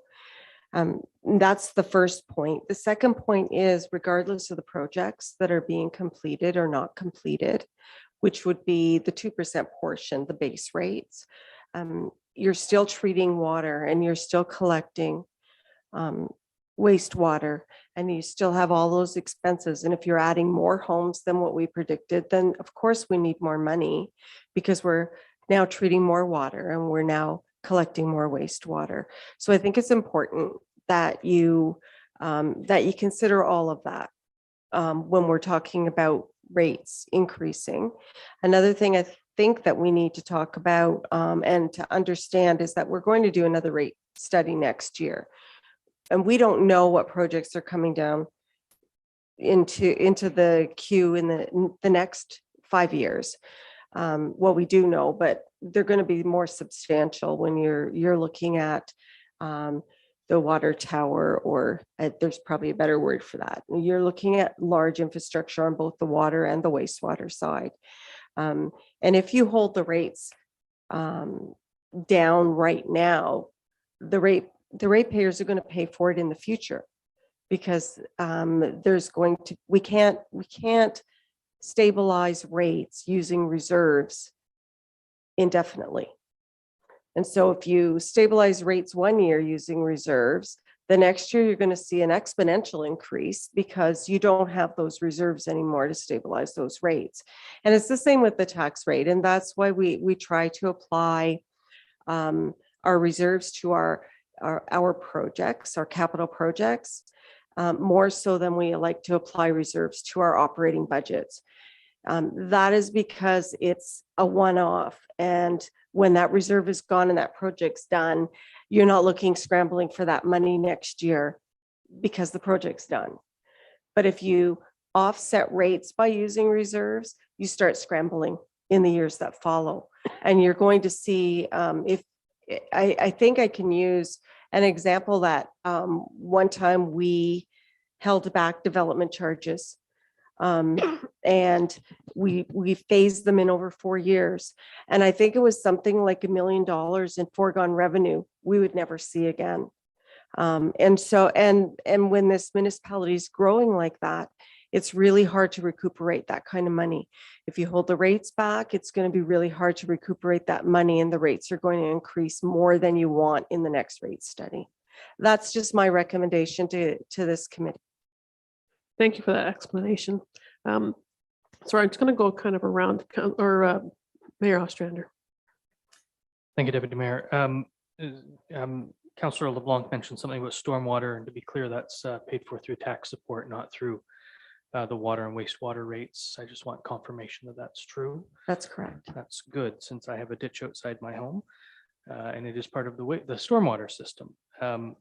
And I have no issue paying for that or the rest of the stormwater system out of my taxes at all. One presumes that the projects included in the study that have not been completed, we are saving money for in reserves. All of our surpluses in wastewater and water go to their respective reserve fund. Thank you. And that's likely why we have almost $3 million in reserves for the water department. Is that correct? Correct. And it's also why we're able to draw $2 million out of the wastewater reserve to help with projects for 2022. That's correct. And also, when the rate study was completed, there was forecast of a grant for our wastewater projects, which we haven't seen come to fruition yet.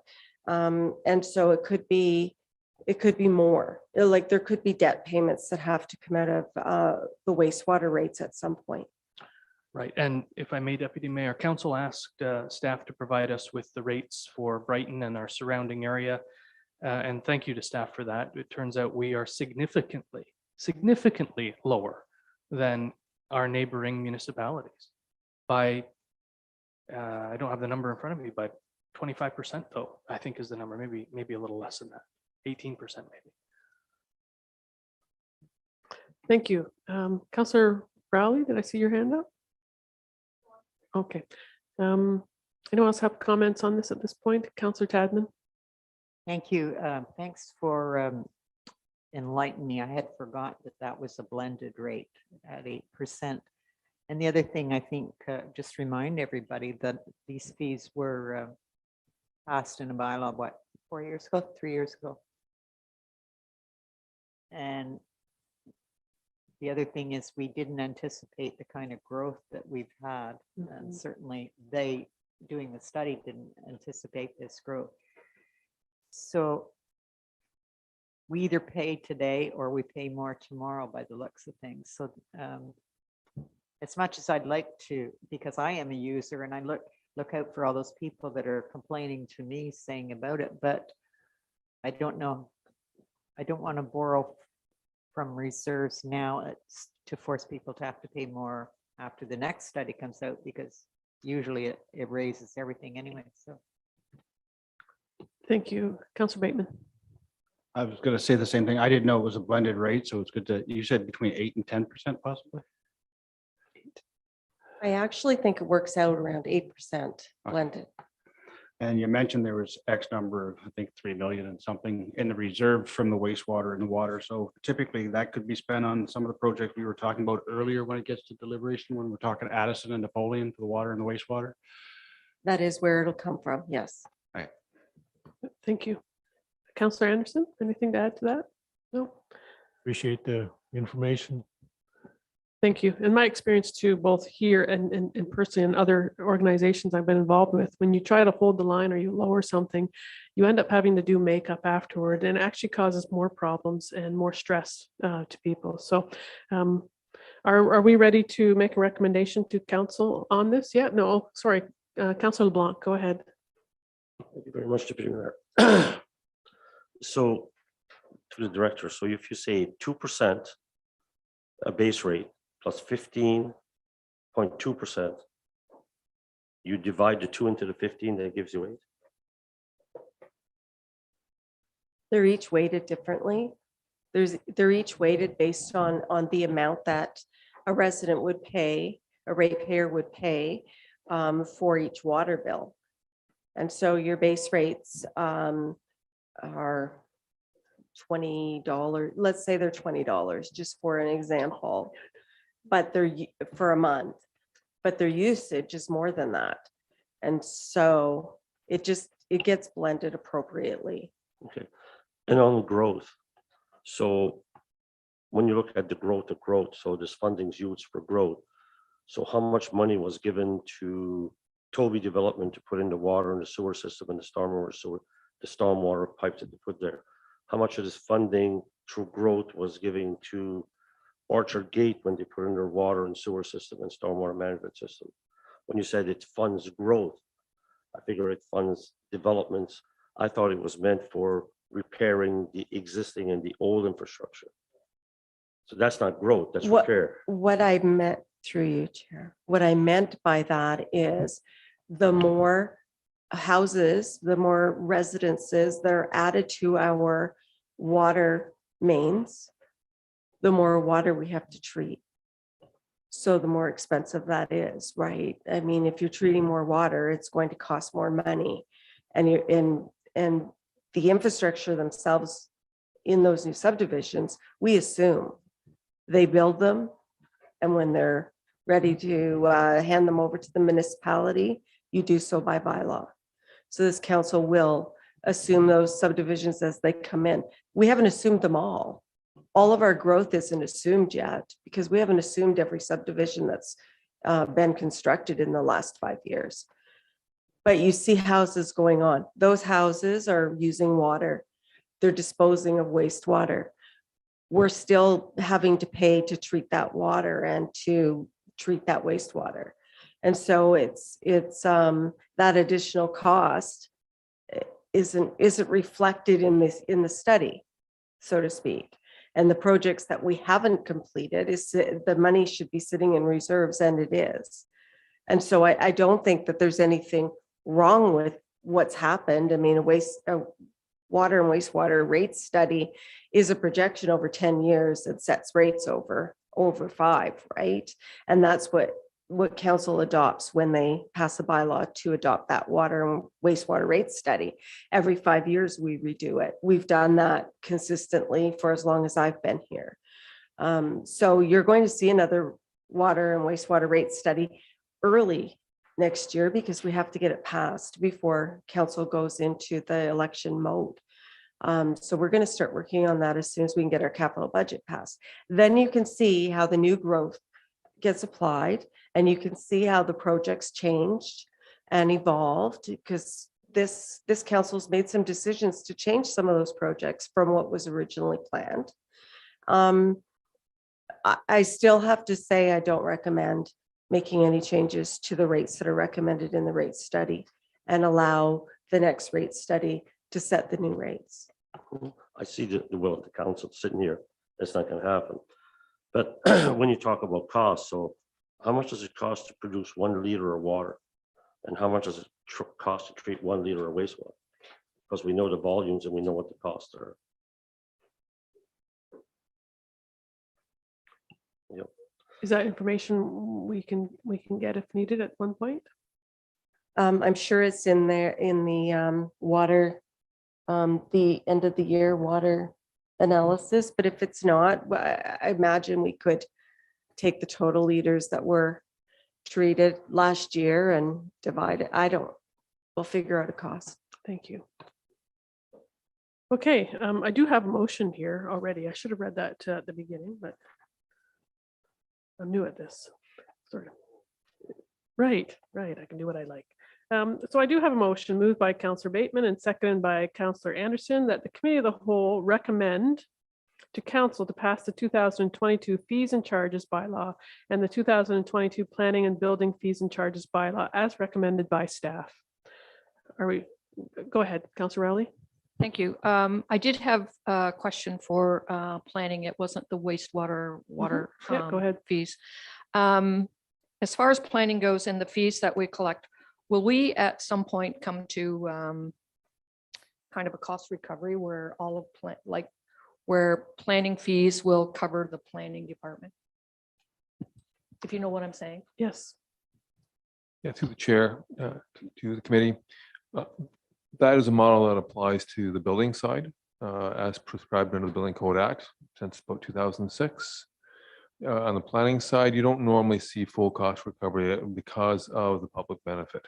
So it's not a user fee system per se. It's a very, very big part of it, but good planning is applied to the whole of the community, not just to the developers. So typically the beginning of the process, when we're doing pre-consultations, when we're doing public engagement, that's a public benefit. When we move towards the end of the process, we're doing execution, getting a subdivision agreement signed and drawings reviewed and finally registered, and then executing the subdivision agreement, getting assumption. That's more of a developer driven benefit. So you'll find the fees and charges that try to reflect the dichotomy there. Thank you for that. Thank you. Any other questions before we vote? Comments? Go ahead, Councilor Bateman. I just had a quick question for clarification for the Director of Finance. The unassumed subdivisions, you said they're captured still as future growth and because they take some time before we assume them. How are they captured in that water report? Like, As soon as they're hooked to our water system, they're using our water and they're disposing of their sewage. And they're paying for that, yes, even if we haven't assumed it. okay, so them being unassumed doesn't impact that at all. No, it was that we were talking about the growth numbers and the number of houses that have been added to and did the developers not pay for the water and the wastewater? And that's what I was trying to get at with that explanation. Because I have a question on that, but it's probably for another time because you said most subdivisions or some aren't assumed for 5 years, but we've got a few in the municipality that are sitting at probably 10 and 12. You know, we were down at that area, I think it's Ward Street South, that's been completed probably for 12 years. So, but that's probably a different meeting. Thank you. Are we ready to vote on this? You want to read the motion again? Or pretty clear? Okay, all those in favor? That's carried.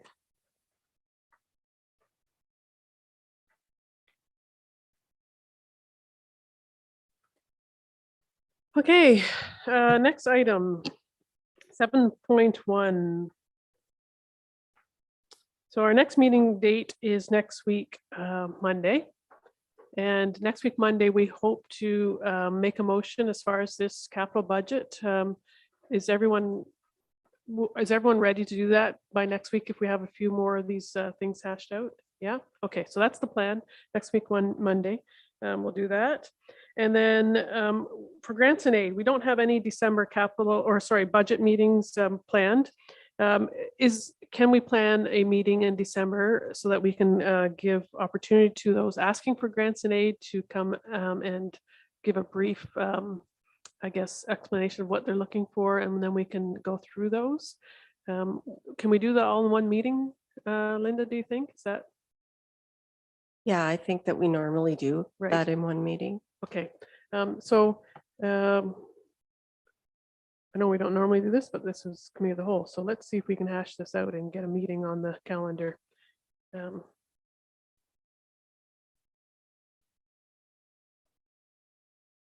So we have council meetings on the 6th and 13th. Do we have one on the 20th still? Yes, okay.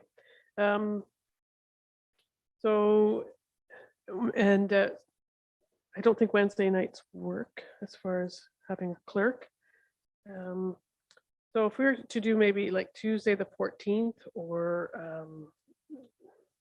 the 7th, no, 7th we have something else, don't we?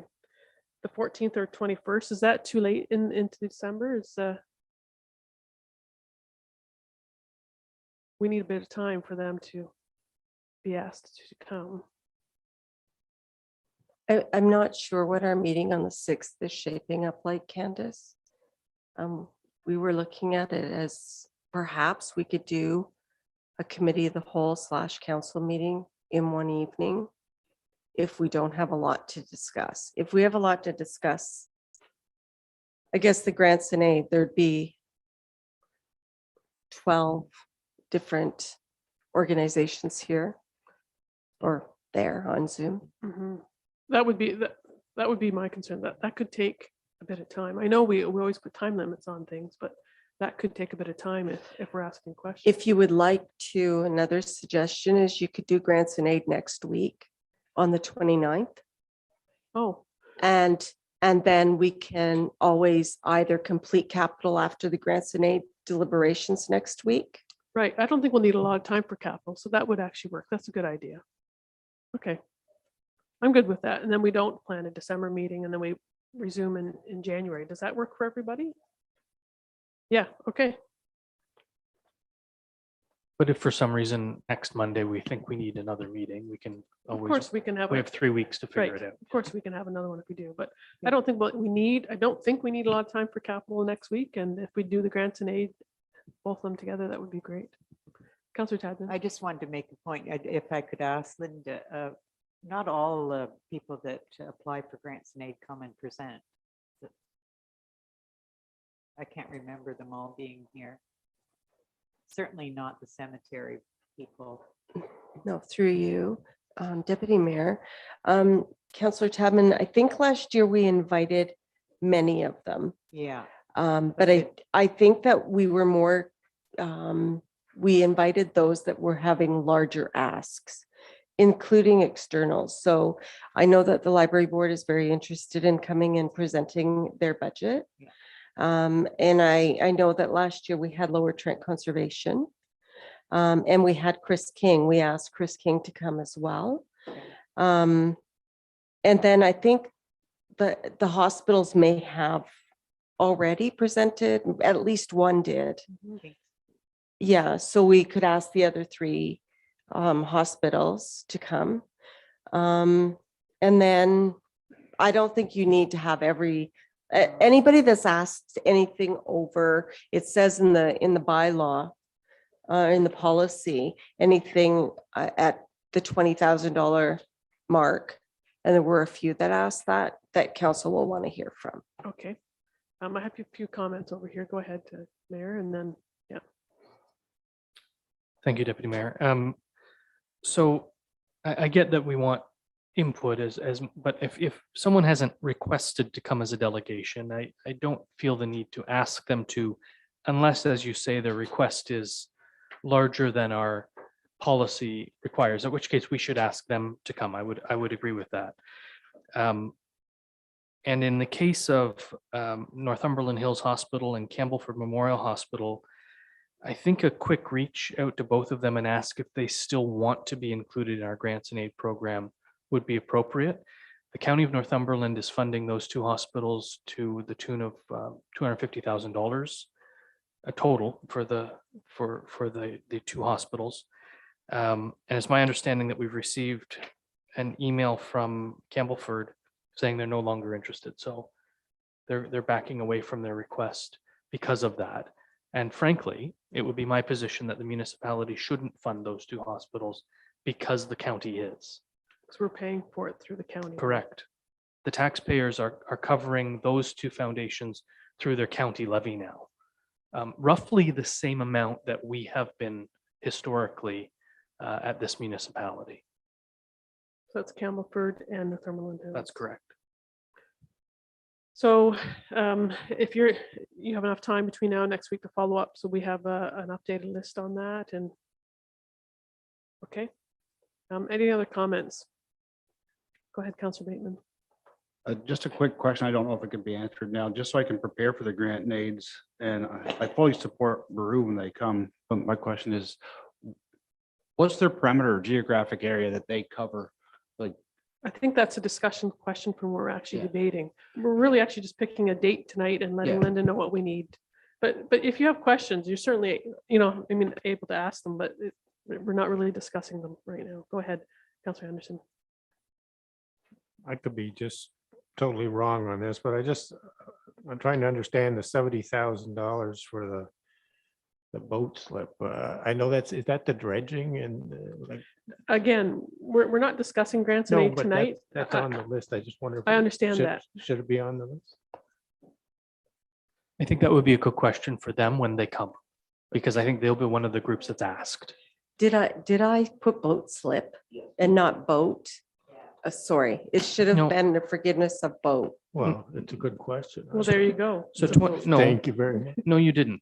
2021's budget, you put boat slip Right. because we donated the boat slip for 2021. 2022's budget, you put Yeah. $70,000 with an Right. asterisk because it's over the policy amount. That's all. Yep. Yeah, it would be forgiveness for the boat. Oh, it's a rental. Okay.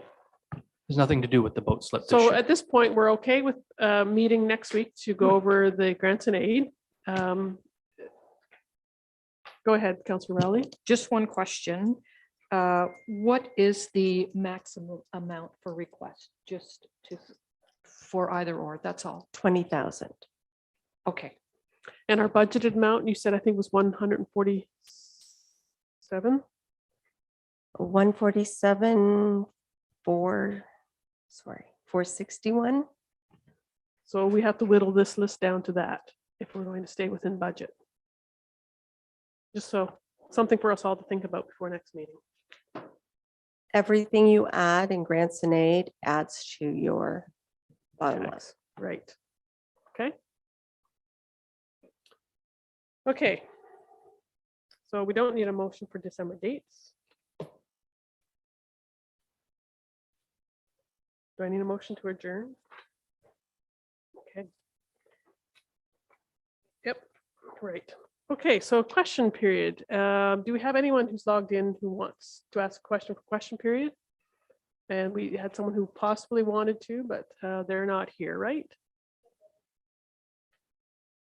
Mhm. Okay, so we're going to assume our question was answered.